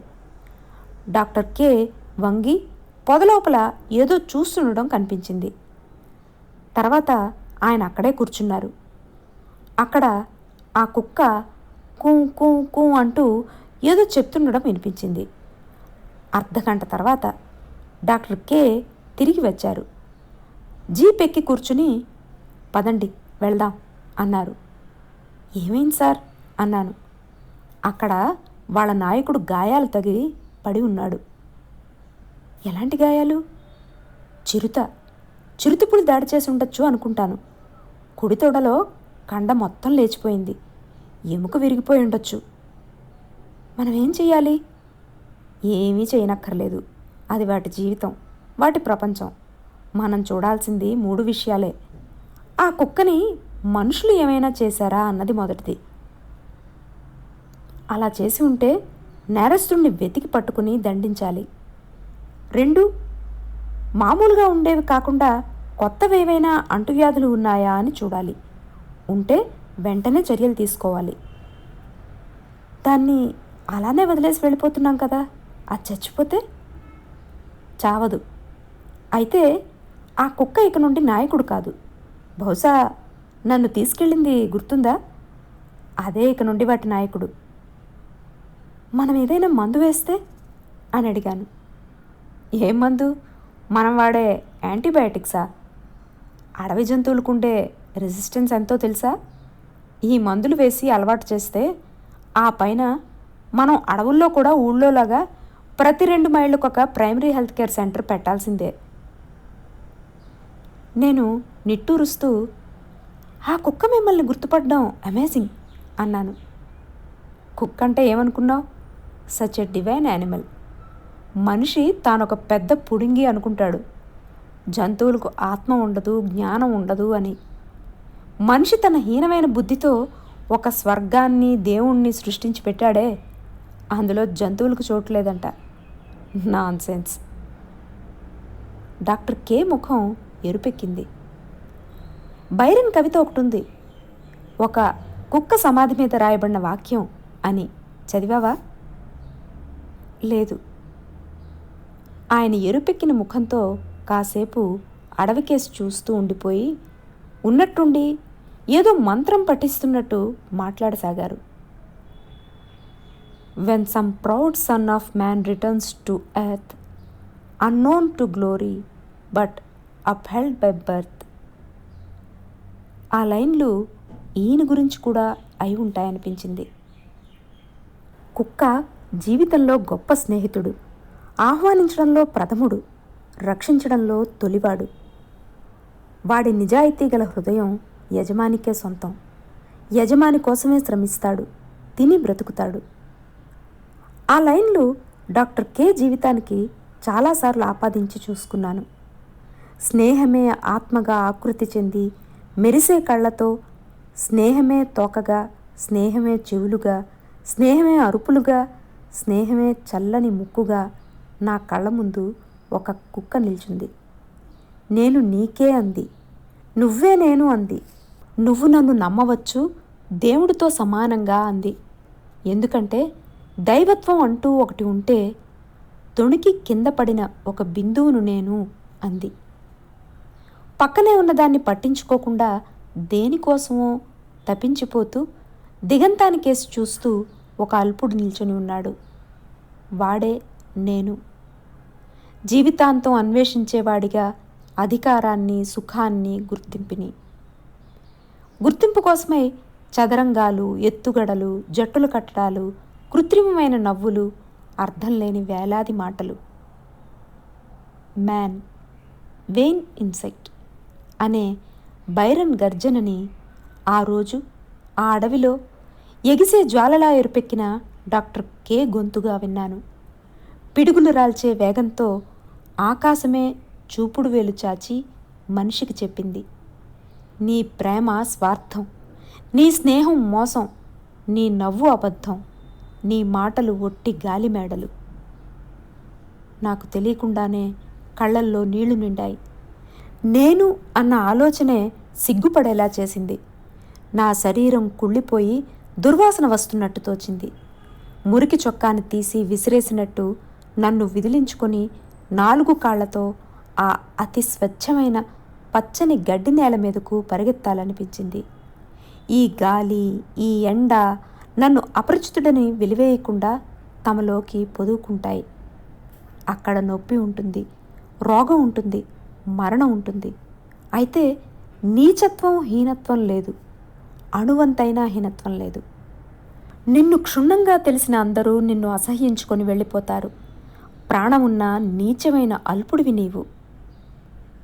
నేను వెక్కి వెక్కి ఏడుస్తూ జీపు ఆపేశాను. డాక్టర్ కే నా వైపుకైనా చూడకుండా ఘనీభవించిన జ్వాలలాగా అలా కదలకుండా కూర్చుని ఉన్నారు.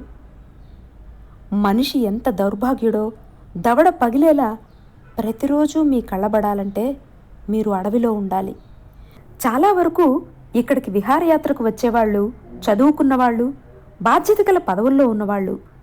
వాళ్ళు బయలుదేరేప్పుడే వేయించిన చిరుతలతో పాటు మద్యం సీసాలు తెచ్చుకుంటారు. వచ్చే దారి పొడవునా తాగుతూ తింటూ వస్తారు, వాంతులు చేసుకుంటారు. కొండలోయల నిశ్శబ్ద విస్తీర్ణాలను కార్ హార్న్ అనే శబ్దసరాలు విసిరి ధ్వంసం చేస్తారు. వీలైనంత ఎక్కువ వాల్యూమ్లో కార్ స్టీరియోని అరిపిస్తూ పిచ్చిగంతులు వేస్తూ కేకలు పెడతారు. పెద్ద కొండలోయల్లో, బండగుహల్లో గట్టిగా బూతుల కచేరీ చేస్తారు. ప్రతి అడవి జంతువుని అవమానిస్తారు. దారి పక్కనుండే కోతులకు జామ పండు కోసి కారప్పొడి నింపి ఇస్తారు. జింకల మీదకు రాళ్ళు రువ్వుతారు. ఏనుగు అడ్డొస్తే పెద్దగా హారన్ మోత మోగిస్తూ దాన్ని భయపెట్టి రెచ్చగొడతారు. అన్నింటికంటే కూడా ఎంత ఆలోచించినా నాకు అర్థం కాని ఒక విషయం ఏంటంటే, ఖాళీ సీసాలను ఎందుకంత మూర్ఖంగా అడవిలోకి విసురుతారన్నదే. బళ్లను ఆపి తనిఖీ చేసి మందు సీసాలతో వచ్చేవారిని కిందకి దింపి బెల్ట్తో రక్తం వచ్చేలా కొట్టాను. బట్టలు ఊడదీసి చలిలో ఆఫీసు ముందు కూర్చోబెట్టాను కూడా. ఎంత చేసినా అడవి బాటలో ఇరువైపులా సీసా పెంకుల్ని అరికట్టడం అసాధ్యంగానే ఉంది. అన్ని జంతువుల కంటేనూ ఈ సీసా పెంకులు ఏనుగులకు చాలా ప్రమాదకరం. ఏనుగు పాదాలు ఇసుక బస్తాల్లా మెత్తగా ఉంటాయి. విసిరిన ఖాళీ సీసాలు ఏ చెట్టుకో తగిలి పగిలి చెట్ల కింద గాజు పెంకులుగా పడి ఉంటాయి. ఏనుగులు తమ బ్రహ్మాండమైన బరువుతో వాటి మీద పాదం మోపగానే గాజు పెంకు క్షణంలో పాదం లోపల గుచ్చుకుంటుంది. 2 అడుగులు వెయ్యగానే ఆ పెంకు పూర్తిగా పాదం లోపలికి వెళ్ళిపోతుంది. ఆ పైన ఏనుగుకు నడవడం అసాధ్యం. 2 రోజుల్లో ఆ గాయం చీము పట్టేస్తుంది. పురుగులు పట్టేస్తాయి. పురుగులు మాంసాన్ని తొలుచుకుంటూ చీముని లోపలికి తీసుకుపోతాయి. ముఖ్యంగా రక్తనాళాలను ఎముకనో చేరుకుంటే ఇక ఆ ఏనుగు ప్రాణాలతో ఉండదు. వాచి బరువెక్కి చీము కారే ఆ కాలిని ఈడ్చుకుంటూ కొన్ని రోజులు ఏనుగు అడవిలో అల్లల్లాడుతుంది. ఒక దశలో కదల్లేక ఏదో ఒక చెట్టుకు ఆనుకొని నిల్చుంటుంది. రోజుకు 30 లీటర్ల నీళ్లు తాగి 200 కేజీల ఆహారం తిని 50 కిలోమీటర్లు నడిచి జీవించే జంతువు అలా ఒకచోట 5 రోజులు నిల్చుని ఉంటే చిక్కిపోయి పాడైపోతుంది. పలుచబారిన చర్మంలో వెన్నెముక నిక్కపొడుచుకుంటుంది. దవడ ఎముకలు పైకి తేలతాయి. చెవుల కదలిక క్రమేణా తగ్గిపోతుంది. నుదుటి చర్మం ముడతలు పడి మదజలం ఇంకిపోతుంది.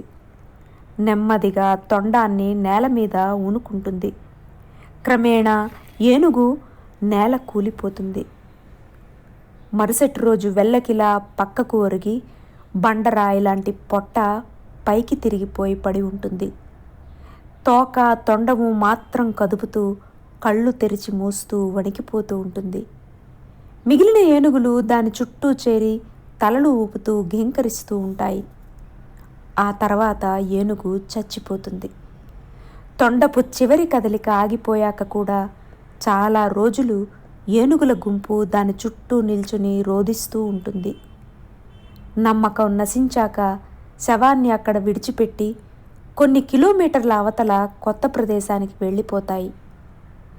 ఏనుగు తోలు మందం కావటంతో ఆ శవం కుళ్ళేంత వరకు ఏ మృగాలు తినలేవు. అది తొందరగానూ కుళ్ళిపోదు. కుళ్ళిపోయిన శవాన్ని వెతుక్కుంటూ ముందుగా రేచుకుక్కలు వచ్చి నోటి భాగాన్ని వెనక భాగాన్ని చీల్చుకు తింటాయి. తర్వాత రాబందులు వాలి తింటాయి. ఆ పైన గుంట నక్కలు గుంపులు గుంపులుగా చాలా దూరం నుండి వెతుక్కుంటూ వస్తాయి. మనిషి కంటే 170 రెట్లు అధికమైన న్యూరాన్ల బుర్ర కలిగిన అడవి రారాజు ఒట్టి ఎముకలుగా మట్టిలో మట్టిగా కలిసిపోతాడు. ఒకసారి ముదుమల్లో ఒక ఏనుగుకు కాలు వాచిపోయి అడవిలో అల్లాడుతున్నట్టు వర్తమానం వచ్చినప్పుడు డాక్టర్ కేతో పాటు నేను వెళ్ళాను.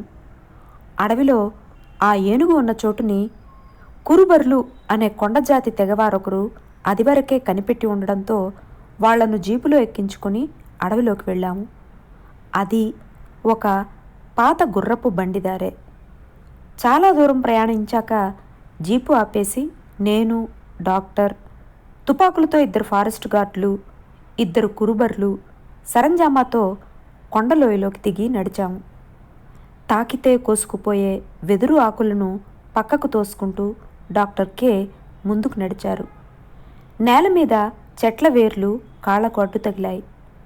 నేను కొమ్మలు పట్టుకొని నడుస్తున్నాను. 70 ఏళ్ళు దగ్గర పడుతున్న ఆరోగ్యమైన దృఢమైన దేహం డాక్టర్ కేది. అడవి ఆయనకు చేపకు సముద్రంలాగే. కాసేపు నడిచాక గాలిలో ఏనుగుల వాసన తెలిసింది. అప్పటికే ఏనుగులు మమ్మల్ని చూసేశాయి అని తెలిసింది. సన్నటి ఘీంకారాలు వినిపించాయి. ఇంకాస్త ముందుకెళ్ళాక రెండు పక్కల వెదురు చెట్లున్న ఒక చిన్న కాలువ, దాని అవతల ఆకుపచ్చగా ఎండని నింపుకున్న పచ్చిక నేల. ఆ పచ్చికలో 12 ఏనుగులు గుంపుగా నిల్చుని ఉన్నాయి. ఇంకా ఎక్కువ సంఖ్యలో కూడా ఉండొచ్చు అనుకుని ఆగి నెమ్మదిగా చూస్తే మరో 6 ఏనుగులు కనిపించాయి. మరింత నిశితంగా చూస్తే 4 గున్న ఏనుగులు కూడా ఉన్నాయని తెలిసింది. డాక్టర్ కే తన పనిముట్లను తీసి ఒంటికి తొడుక్కున్నారు. వాటిల్లో ఒకటి చిన్న ఎయిర్ గన్, మాత్ర కొంచెం పెద్దగా ఉంది. ఏనుగును టెలిస్కోప్లో కాసేపు పరీక్షగా చూశారు. దాని బరువును అంచనా వేస్తున్నారని అర్థమైంది. బరువుని బట్టే ఎంత మత్తుమందు అన్నది నిర్ణయిస్తారు. ఆయన తన పనిలో పూర్తిగా నిమగ్నుడై పనిచేస్తుండడం చూస్తూ ఉన్నాను.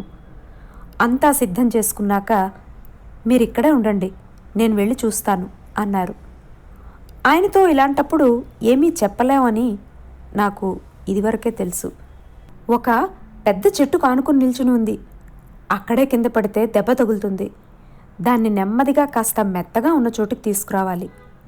మిగిలిన ఏనుగులకు నేనేం చేయబోతున్నానో తెలీదు, కాబట్టి రెసిస్ట్ చెయ్యొచ్చు. ఏనుగులకు తెలుసా ఈ గాయానికి కారణం మనుషులేనని? ఖచ్చితంగా, చాలా బాగా తెలుసు. మరెలా? చూద్దాం అంటూ డాక్టర్ కే మెల్లగా కిందకు దిగి కాలవ దాటి బురద నేల మీదకు చేరుకున్నారు. ఏనుగులు తొక్కడంతో బురదలో పెద్ద పెద్ద గుంటలు పడిపోయి ఉన్నాయి. గుంటలను తప్పించుకుంటూ జాగ్రత్తగా అడుగులు వేస్తూ వాటిని సమీపించారు. ఏనుగుల గుంపుకు మధ్యలో ఉన్న పెద్ద పిడి ఏనుగు ఘీంకరించింది. అది విని ఇతర ఏనుగులు ఘీంకరించాయి. ఒక ఏనుగు డాక్టర్ కే వైపుకు వస్తోంది. దాని చెవులు వేగంగా ఊగుతున్నాయి. తలను కూడా వేగంగా ఊపుతూ వస్తోంది. డాక్టర్ కే కదలకుండా నిల్చున్నారు. అది అంతటితో ఆగకుండా హెచ్చరించే రీతిలో ఘీంకరించుకుంటూ ఇంకో 2 అడుగులు ముందుకు వేసింది. ఏనుగు తలను అలా ఊపుతుందంటే అది హెచ్చరిస్తోంది, దాడి చేయబోతున్నాను అని చెప్తోంది. నా గుండె చప్పుడు నా చెవులకు వినిపించింది. పరుగెట్టుకెళ్ళి డాక్టర్ పక్కన నిల్చుకోవాలి అని ఆలోచన కలిగింది. నా కళ్ళ ముందే డాక్టర్ని నలిపేస్తుంటే నేనిక్కడ ఊరకే చూస్తూ ఉండిపోయి ఆయన శవాన్ని మోసుకుంటూ వెనుతిరగాల్సిన పరిస్థితి వస్తే నన్ను నేను ఎప్పటికీ క్షమించుకోలేను. అయితే నా ఒంటిలో అవయవాలు కదలటం లేదు. నాలుక ఎండిపోయి మాటలు కూడా రావడం లేదు. డాక్టర్ కే కదలకుండా నిల్చుని ఉన్నారు. ఏనుగు కదలకుండా నిల్చుని ఉంది. తక్కిన ఏనుగులు అన్నీ ఆయననే దీక్షగా చూస్తున్నాయి. డాక్టర్ కే 2 అడుగులు ముందుకు నడిచారు. ఆ ఏనుగు దగ్గరకొచ్చింది. అయితే తల ఊపడం లేదు. తన కుంభస్థలాన్ని వంచింది. ఇది హెచ్చరికే. డాక్టర్ కే నెమ్మదిగా ఇంకొంచెం ముందుకు వెళ్ళారు. అది కదలకుండా నిల్చుంది. చాలాసేపు అలానే. ఏం జరుగుతుందో తెలియడం లేదు. కొన్ని గంటలు గడిచాయని అనిపించింది. ఏం జరిగిందో గాని ఆ ఏనుగు వెనక్కి నడిచింది. పెద్ద పిడి ఏనుగు డాక్టర్ కేని చూసి ఒకసారి ఘీంకరించి తోకను తిప్పింది. తర్వాత ఒక్కో ఏనుగు వెనక్కి తిరిగి అవతలి వైపు లోయలోని వెదురు పొదల్లోకి వెళ్ళిపోయాయి. చివరి ఏనుగు కూడా తోక ఊపుతూ పచ్చని వెదురు ఆకుల్లో కలిసిపోయింది. మేము ఇదంతా నమ్మశక్యం కానట్టుగా చూస్తూ నిల్చున్నాము. డాక్టర్ చేయి పైకెత్తి మమ్మల్ని రమ్మని పిలిచారు. మేమందరం కాలువలో దిగి దాటుకుని అక్కడికి వెళ్ళాం. మమ్మల్ని చూడగానే గాయపడిన ఏనుగు కోపంగా తలను తిప్పుతూ ముందుకు రావడానికి ప్రయత్నించింది. మెల్లగా ఘీంకరించింది. డాక్టర్ మమ్మల్ని దగ్గరకు రమ్మన్నారు. ఫారెస్ట్ గార్డులు అక్కడే ఆగారు. నేను కురుబర్లము వెళ్ళాం. ఏనుగు తను ఆనుకొని ఉన్న చెట్టు హఠాత్తుగా ఊగిపోయేలా తల పైకెత్తుకుంటూ మా వైపుకు వచ్చింది. దాని వెనకటి కాలు వాచిపోయి తక్కిన కాళ్ల కంటే 2 ఉంది. ఆ కాలును పైకెత్తలేకుండా ఇంచుమించు ఈడ్చుకుంటూ మాత్రమే కదలగలుగుతోంది.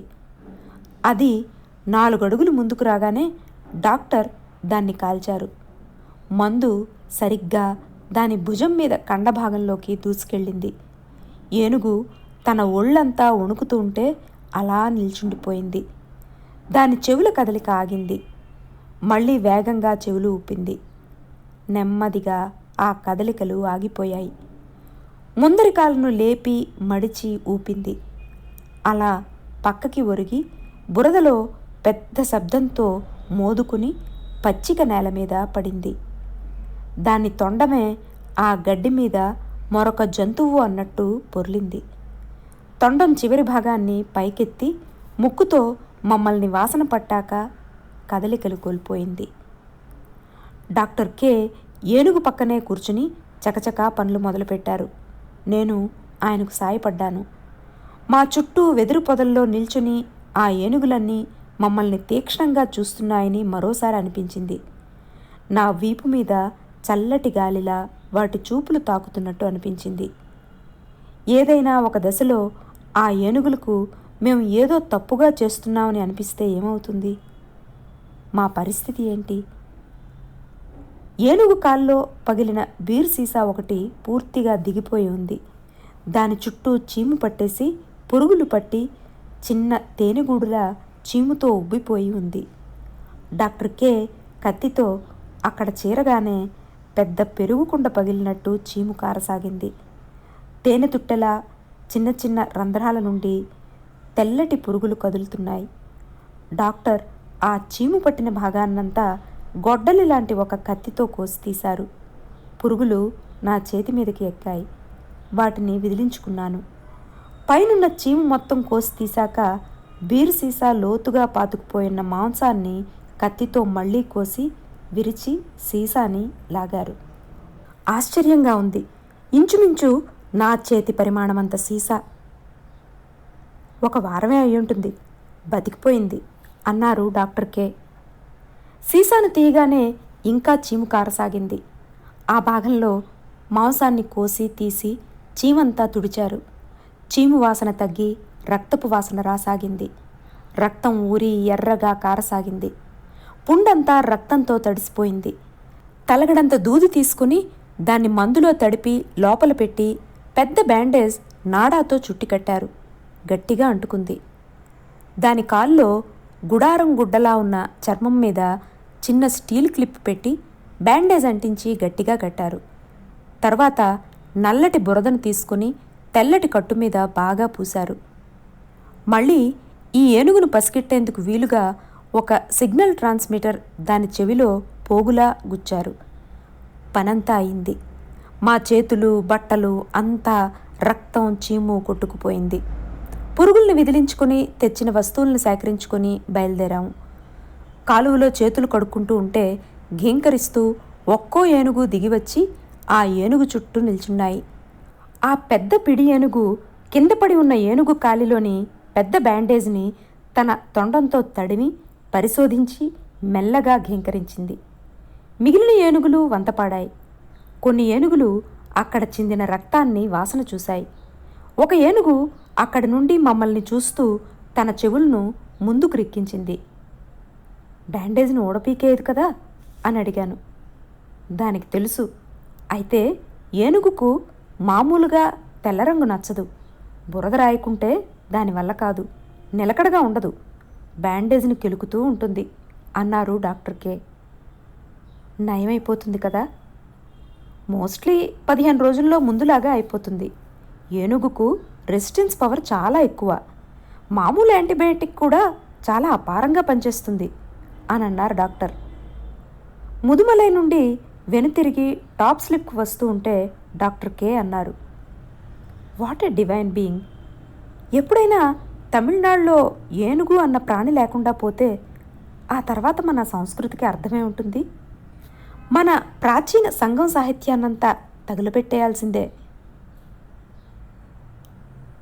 నేను వెళ్ళిన సమయానికి డాక్టర్ కే ఇంట్లోనే ఉన్నారు. ఇంటి ముందున్న టేకు చెట్టు కింద సెల్వా అనొక పెద్ద మగ ఏనుగు నిల్చుని ఉంది. పడవలాంటి తన పెద్ద దంతాలను టేకు మానుకు రాస్తూ దాని తోలు విప్పదీసేస్తూ ఉంది. నన్ను చూడగానే చెవులు రిక్కించి తొండం పైకెత్తి వాసన పట్టిన తర్వాత అని నాకు గుడ్ మార్నింగ్ చెప్పి మళ్ళీ చెవులు ఊపడం మొదలుపెట్టింది. డాక్టర్ ఈ సమయంలో ఇంట్లో ఉండడం ఆశ్చర్యమే. నా చెప్పుల చప్పుడు విని లోపల నుండి తొంగి చూస్తూ రా రా అని స్వాగతం పలుకుతూ ఏమిటి ఈ టైంలో అని అడిగారు. నేను కదా ఆ ప్రశ్న అడగాల్సింది, ఏంటి ఇంకా ఇంట్లో ఉన్నారు అని. నేను పొద్దున్నే వచ్చాను. ఒక మొగ ఏనుగుకు సర్జరీ ఉండింది. రామన్నని పేరు, తొడలో పెద్ద గడ్డ, ఏజ్డ్ ఫెలో. నాకు వాడికి 30 ఏళ్ల స్నేహం. నిదానమైన వాడు, మంచి సెన్స్ ఆఫ్ హ్యూమర్ వాడిది. ఇంకో 10 ఏళ్ళు కూడా బతకగలడు అన్నారు నవ్వుతూ. నేను కూర్చున్నాను. టీ అడిగారు డాక్టర్. నేను చేసుకుంటాను అన్నాను. నీకు మాత్రం చేసుకో, నేను తాగేశాను. నేను టీ చేస్తుండగానే నా చేతులు వణుకుతుండడం గమనించాను. కప్పు ఎక్కడ జార విడుస్తానో అనిపించింది. నా గాబరాన్ని గమనించి కొత్తగా ప్రేమలో పడ్డావా అని అడిగారు డాక్టర్. లేదు సార్. ఆయన లేచి ఒళ్ళు విరుచుకుంటూ ప్రాచీన సాహిత్యంలో ప్రకృతి గురించిన వర్ణనలు చాలా వరకు సరిగ్గానే ఉంటాయి. అందున కపిలన్ మరీను. చాలా నిశితంగా ఉంటుంది అతని పరిశీలన. చిరుకొర్ర పంటగాచే కాపుచేతి దివిటీ నుండి జారిన నిప్పు కణముగని వెరసిన ఏనుగు వ్యోమండలమున జారిన చుక్కనుగని వెరసే. దానికి అర్థం ఏంటి? కొర్ర పంటని కాపు కాస్తున్న రైతు చేతి దివిటీ నుండి పడిన నిప్పు కణం చూసి భయపడ్డ ఏనుగు నేలకు రాలే నక్షత్రాలను చూసి కూడా భయపడుతుందట అని వివరిస్తూ నవ్వారు డాక్టర్ కే. నేను చిన్నగా నవ్వాను. ఏనుగుకే కాదు, అన్ని జంతువులకు వర్తిస్తుంది. ఒక బొమ్మ తుపాకీని రెండోసారి పట్టుకెళ్తే కోతి కనిపెట్టేస్తుంది. టేప్ రికార్డర్లో మరొక ఏనుగు గొంతును రికార్డు చేసి వినిపిస్తే తొలిసారి వినగానే పసిగట్టేస్తుంది. ఏం చేస్తున్నావు? You are not listening. ఏమీ లేదు అన్నాను. లేదు, you are not normal. Come on, ఏంటి చెప్పు. అది కాదు సార్. విషయం ఏంటో చెప్పు. నా కళ్ళలోకి చూశారు డాక్టర్ కే. నేను ఆయన దగ్గర ఏదీ దాచింది లేదు. వెంటనే అంతా అప్పచెప్పేశాను. 2 ఏళ్లకు ముందు వచ్చిన ఆలోచన, ఆయనకు ఒక పద్మశ్రీ పురస్కారం ఇప్పించాలని. నేనే ఆయన గురించి అన్ని వివరాలు సేకరించి తగిన రీతిలో పొందుపరిచి సాంస్కృతిక మంత్రిత్వ శాఖకి పంపించాను. అప్పుడు ఆయన పేరు లిస్టులో రాలేదు, ఎవరూ పట్టించుకోలేదు. కాబట్టి మరుసటి ఏడాది లాబియింగ్ మొదలుపెట్టాను. నా స్నేహితులు 3 ఇంగ్లీష్ పత్రికల్లో పనిచేస్తున్నారు. 7-8 మంది సెంట్రల్ గవర్నమెంట్లో ఉన్నారు. దానికోసం ఇదే పని మీద సంవత్సరం పాటు పనిచేశాను. స్నేహితులందరినీ వాడుకున్నాను. లోపలికి వెళ్ళాక బోలెడు దారులు కనిపించాయి. ఈ అడవుల్లో డాక్టర్ కేకు ఎలా దారులు తెలుసో అలా అధికార వర్గాల్లో దారులు తెలుసుకున్నాను. చివరిదాకా తీసుకెళ్ళి చేర్చేశాను. నిజానికి ఇంత పెద్ద పనిని సులువుగా చేయడానికి తోడ్పడింది డాక్టర్ కే వ్యక్తిత్వమే. అరకొర ఆసక్తితో వినేవారి మనసును ఆవేశంతో ఎలా ఆకట్టుకోవాలో డాక్టర్ కే వ్యక్తిత్వాన్ని చూసే నేర్చుకున్నాను. అల్పమైన తమ జీవితంలో ఒక గొప్ప పని చేయడానికి గల అవకాశంగా దీన్ని వాళ్ళ ముందు ఉంచాను. వినేవారి మనసు ఇంకా పూర్తిగా రాయిగా మారిపోలేదు. ఇంకా అది మెత్తదనాన్ని, చెమ్మను దాచుకుని స్వచ్ఛమైనదిగానే ఉంది అని వాళ్లకే తెలియజేశాను. ఈ ఘనకార్యం చేయడం ద్వారా తాను ఇంకా ఎన్నో గొప్ప పనులు చేయగలిగే మంచి వ్యక్తేనని వాళ్లను వాళ్ళు భావించుకునే ఒక సందర్భాన్ని సృష్టించాను. అలా చేయడం వల్ల నా కోరిక ఒక్కో మెట్టు ఎక్కింది. అది ఎక్కిన ప్రతి మెట్టులోనూ ఎవరో ఒకరు డాక్టర్ కే గురించి మనసు కరిగి మాట్లాడారు. ఎక్కడో అడవుల్లో ఉండే ఆయన కాళ్లకు మొక్కుతున్నాం అన్నారు. రేడియోలో న్యూస్ రావడానికి ఇంకా కొన్ని గంటలే ఉన్నాయి. అప్పుడు నేను మీతో ఉండాలి సార్ అన్నాను. నేను ఊహించినట్టు ఆయన దాన్ని నవ్వి తోసేయలేదు. అందుకని అనాసక్తంగా తన పనుల్లో మునిగిపోనూ లేదు. నన్నే చూస్తూ ఉన్నారు.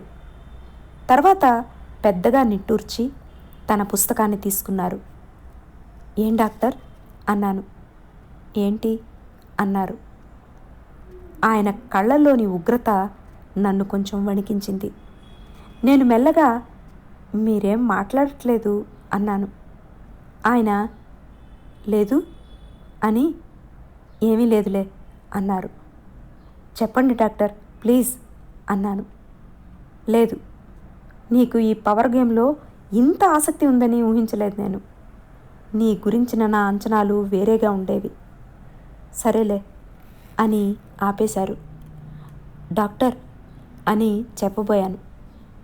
నేను ఆర్గ్యూ చేయడం లేదు, నాకు అది చేత కాదు, లీవ్ ఇట్ అని నేను ఇదివరకు ఎప్పుడూ ఆయన దగ్గర చూడని ఒక కోపంతో చెప్పారు. కాసేపు మౌనం. ఈ అడవిలో నేను ఇదివరకు కనీసం 30-40 మంది ఆఫీసర్స్ని చూశాను. ఎవరూ కొన్ని రోజుల తర్వాత అడవిలో ఉండరు, సిటీకి వెళ్ళిపోతారు. ఏదైనా ఒక కారణం చెప్తారు. అడవిని విడిచి ఫిజికల్గా వెళ్ళిపోగానే మెంటల్గా కూడా అడవిని వదిలేస్తారు. ఆ తర్వాత వాళ్లకు అడవి కేవలం ఒక జ్ఞాపకం మాత్రమే. ఎందుకు అలా అని ఆలోచించాను. ఒకే కారణం, ఈ అడవిలో అధికారం లేదు. అధికారాన్ని మనిషి 2 రకాలుగా వాడుకొని సంతృప్తి చెందుతాడు. కింద ఉండే వాళ్ళ మీద దాన్ని ప్రయోగించడం, పైన ఉన్న వాళ్ళను చూసి కొంచెం కొంచెంగా పైకి ఎక్కుతూ ఉండడం. రెండూ చాలా థ్రిల్లు ఇచ్చే ఆటలు. అడవిలో ఈ రెంటికి అవకాశం లేదు. అడవి మీ అధికారం కిందే నడుస్తుంది అన్నది ఆ పనికి మాలిన పేపర్లలోనే. నిజానికి అడవి పోకడా అనే అధికారంలోనే మీరు ఉన్నారు. ఇదిగో బయట నిల్చుని ఉన్నాడే సెల్వా, వాడు మీ చేతి కిందనా ఉన్నాడు. ఈ అడవిలో వాడే రాజు. వాడి ముఖాన ఉండే ఆ 6 అడుగుల దంతమే వాడి దండం. మనుషులతో సుముఖంగా ఉన్నాడంటే ఆ రాజుకి మనుషుల మీద దయ, కరుణ, మంచి అభిప్రాయం ఉందని అర్థం. ఇక్కడ మీకు పైకి ఎక్కే అవకాశం లేదు.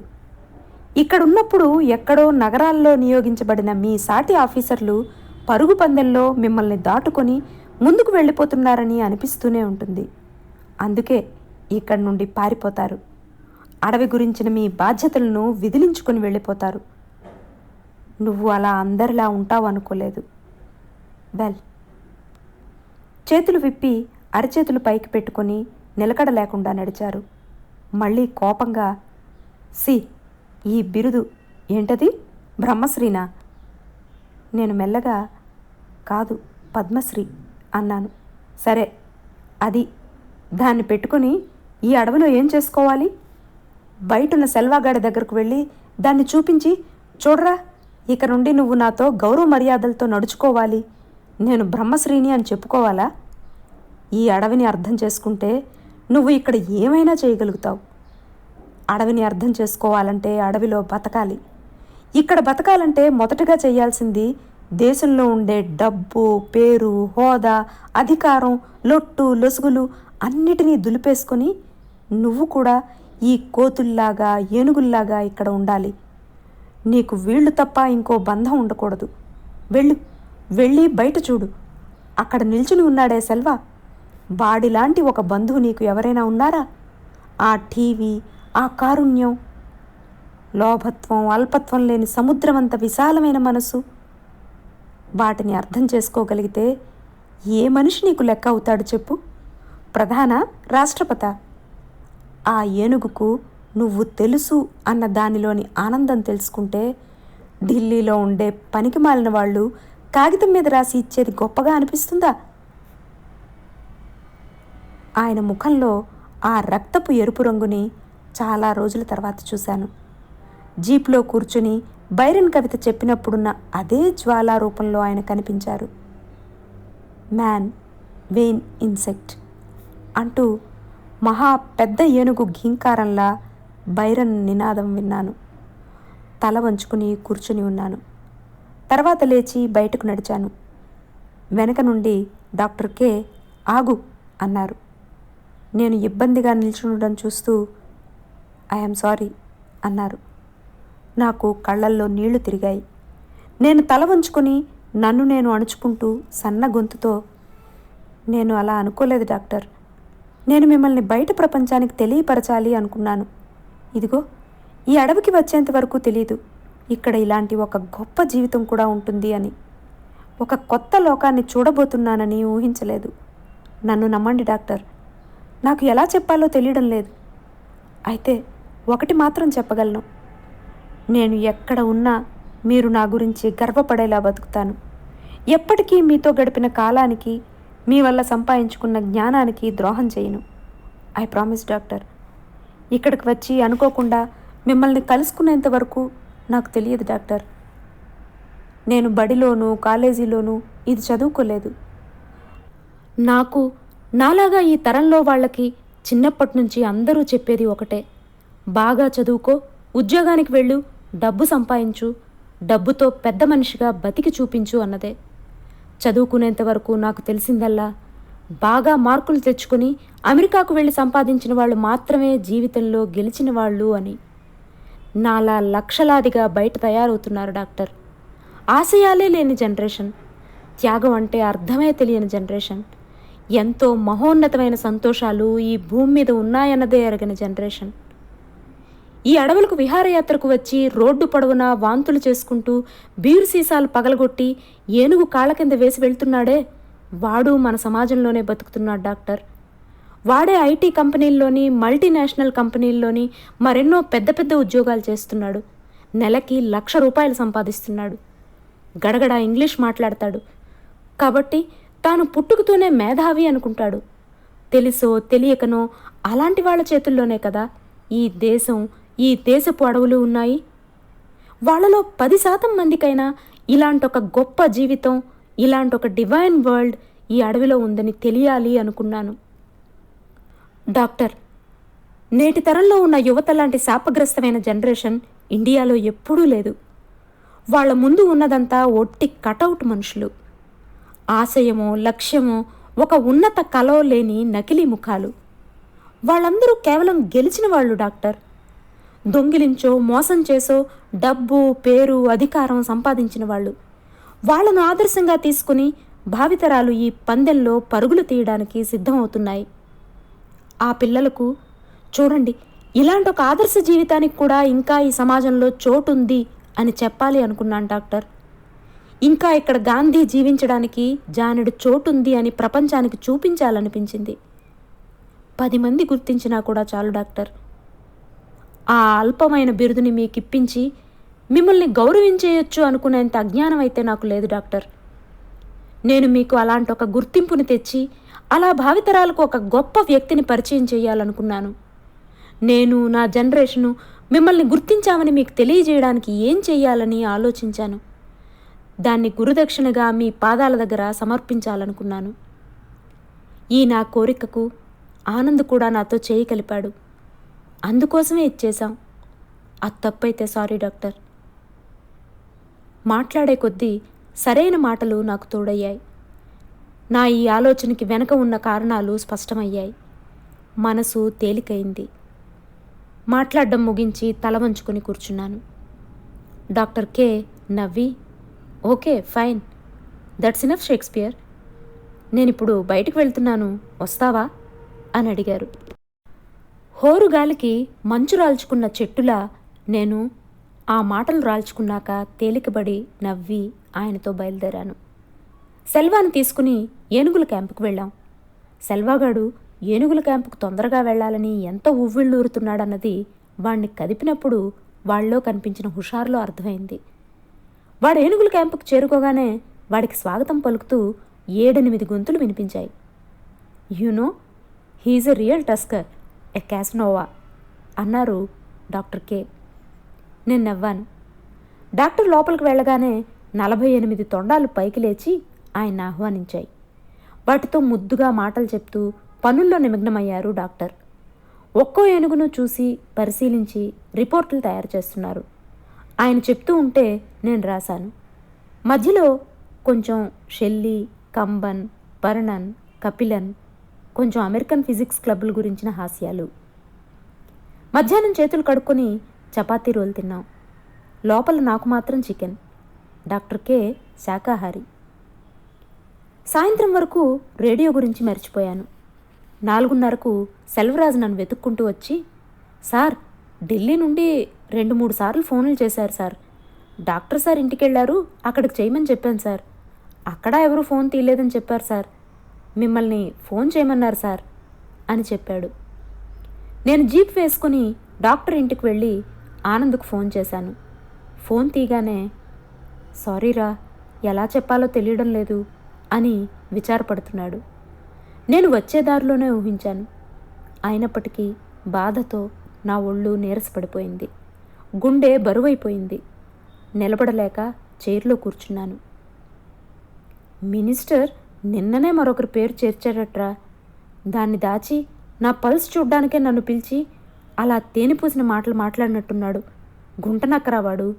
అసలు ఊహించనే లేదు ఇలా జరుగుతుందని. అసలు పనికిమాలిన యాక్టర్లకు కూడా ఇస్తున్నారు. సారీరా, వచ్చే ఏడాదికి చూద్దాం. పర్వాలేదురా, నువ్వు మాత్రం ఏం చేస్తావు అలా జరిగితే అన్నాను. ఆ ముసలి నక్క అని ఆవేశంగా ఏదో చెప్పబోయాడు. నక్క ఇలాంటివి చెయ్యదురా, బై అని ఫోన్ పెట్టేశాను. తల పట్టుకుని కాసేపు కూర్చుండిపోయాను. డాక్టర్ కే దీన్ని అసలు పట్టించుకోరు. ఆయనకు చెప్పాల్సిన అవసరం కూడా లేదు.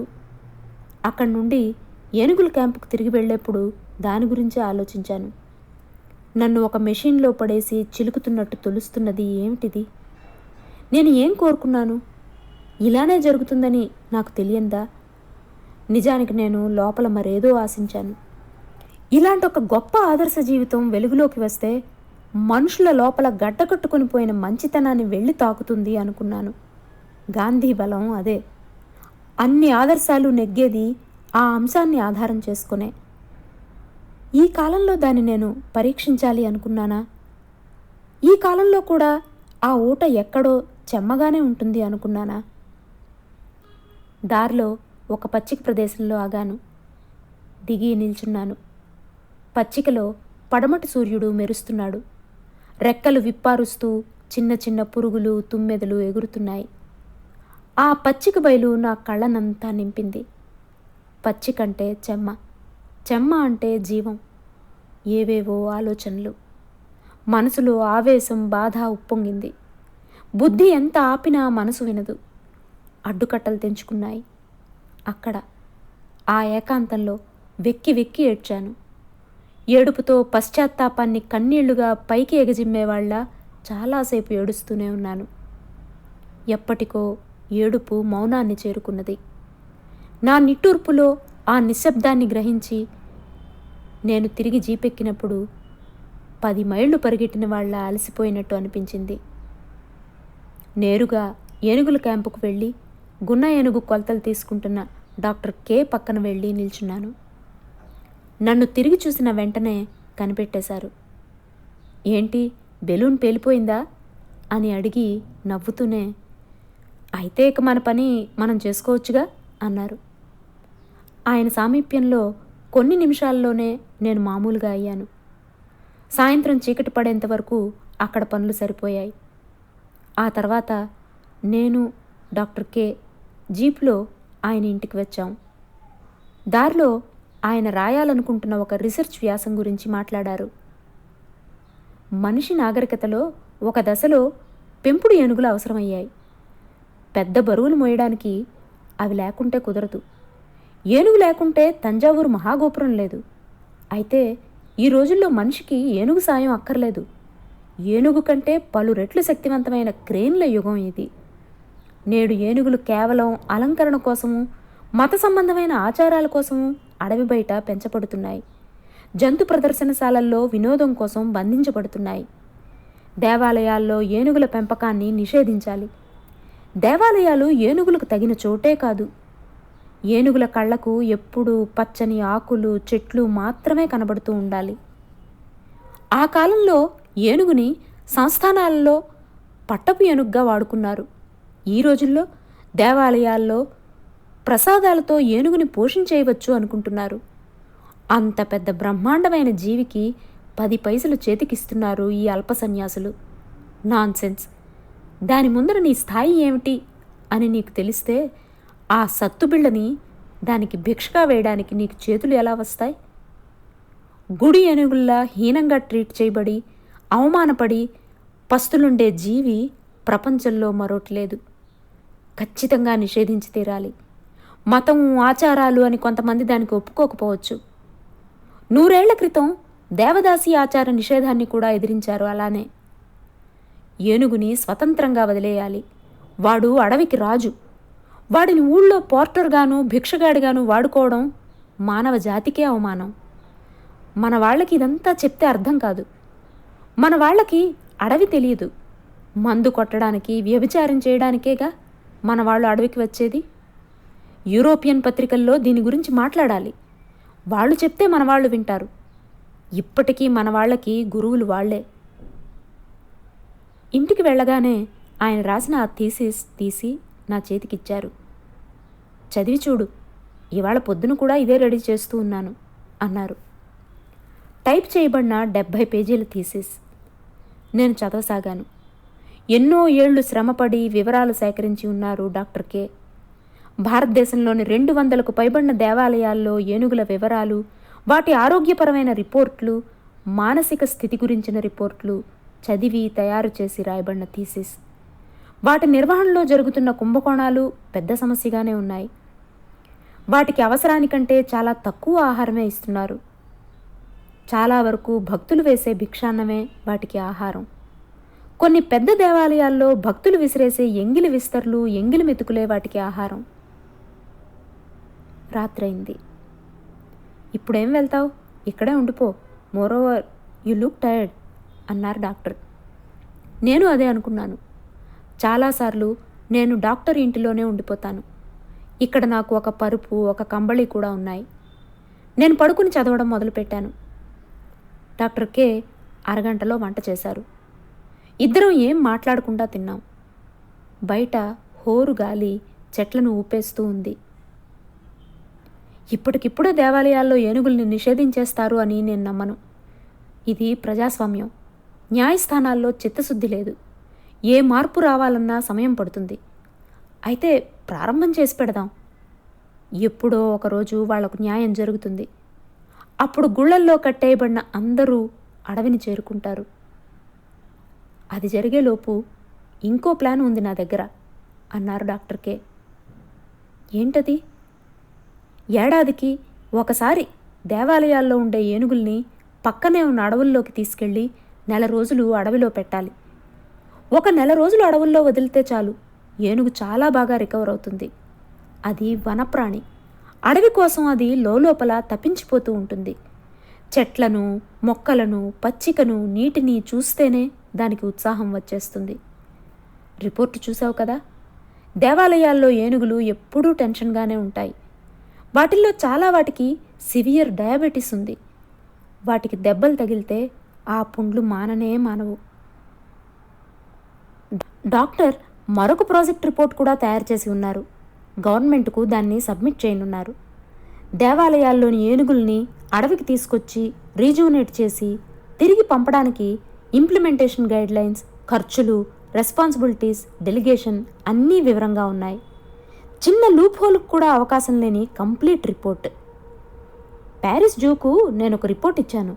దాని నుండే నేను దీన్ని తయారు చేశాను అని అన్నారు. నేను అప్పుడు ఈయనకు ఆ పద్మశ్రీ వస్తే బాగుండేది అనుకున్నాను. అది ఆయన్ని మరింత వెలుగులోకి తెచ్చి ఉండేది. ఆయన రాత, మాట మరింత దూరం చేరుండేవి. రాత్రి 10 అయింది. పడుకున్నాను. పడుకోగానే పశ్చాత్తాపం, మనసులోని వెలితి నన్ను కప్పేశాయి.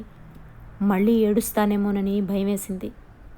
కళ్ళు మూసుకుని ఏదేదో ఆలోచిస్తున్నాను. అలసట కారణంగా ఆలోచనలు తెగి నిద్రలోకి జారుకున్నాను. ఎప్పుడో మెలకువ వచ్చినప్పుడు గదిలో వెలుతురు. డాక్టర్ కే స్వెటర్ వేసుకుంటూ ఉన్నారు. నేను తల పైకెత్తి డాక్టర్ అన్నాను.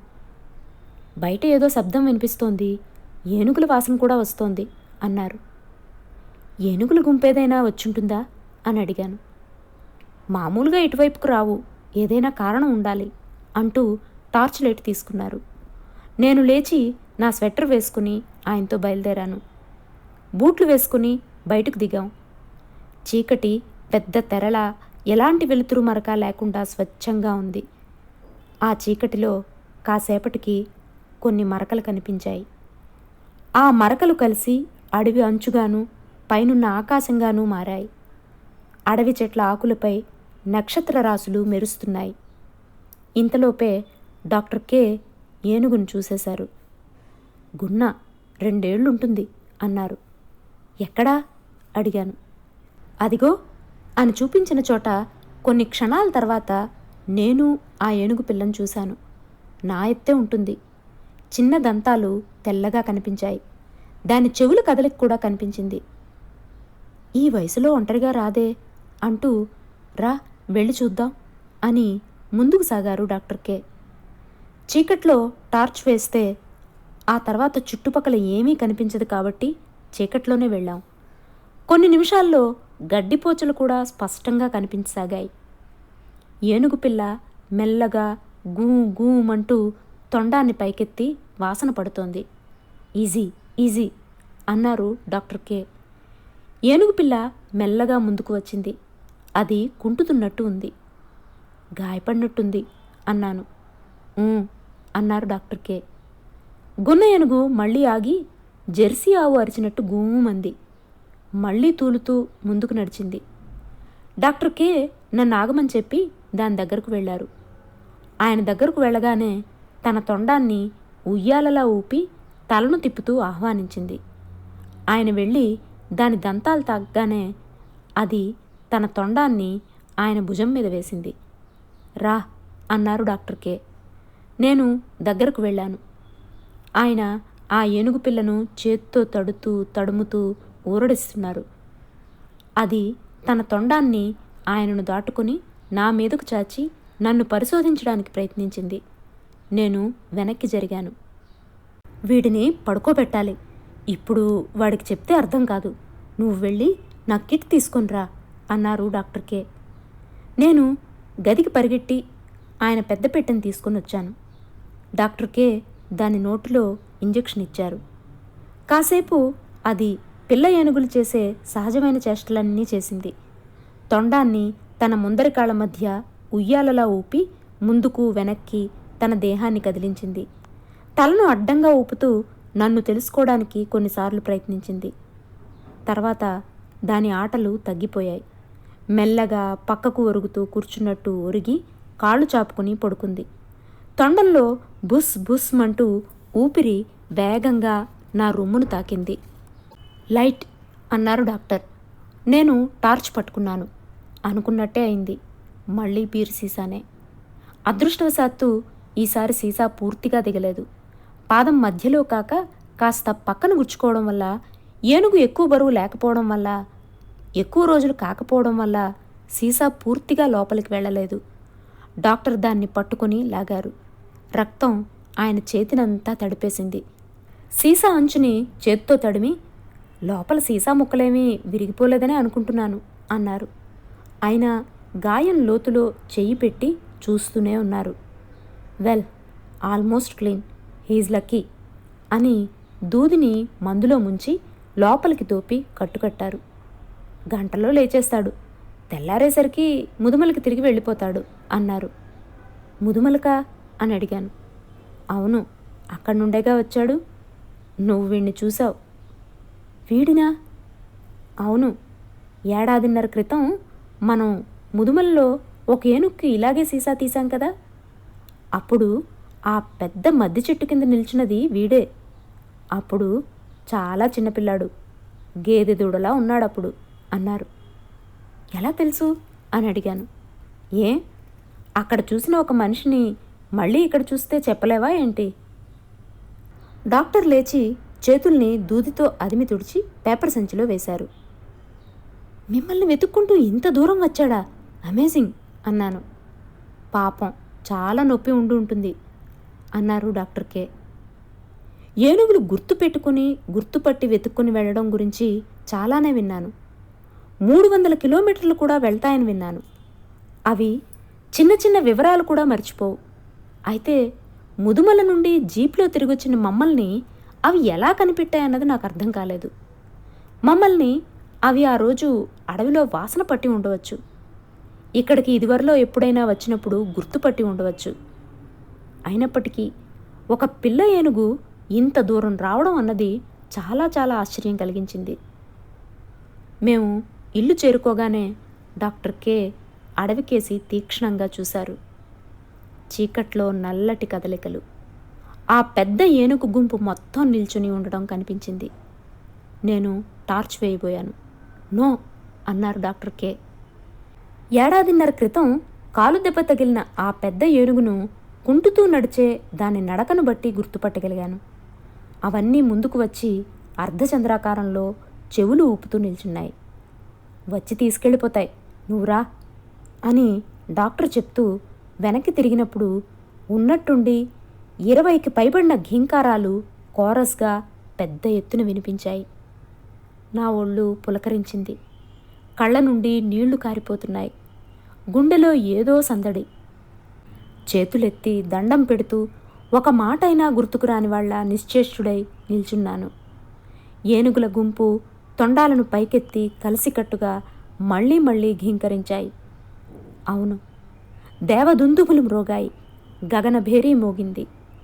నల్లటి మేఘాలు కమ్ముకున్న ఆకాశమంతా ఏనుగు ముఖపు ఆకారం ఉన్న దేవతల దరహాసాలతో నిండిపోయింది. రా అని చెప్పి లోపలికి వెళ్ళారు ఏనుగు డాక్టర్.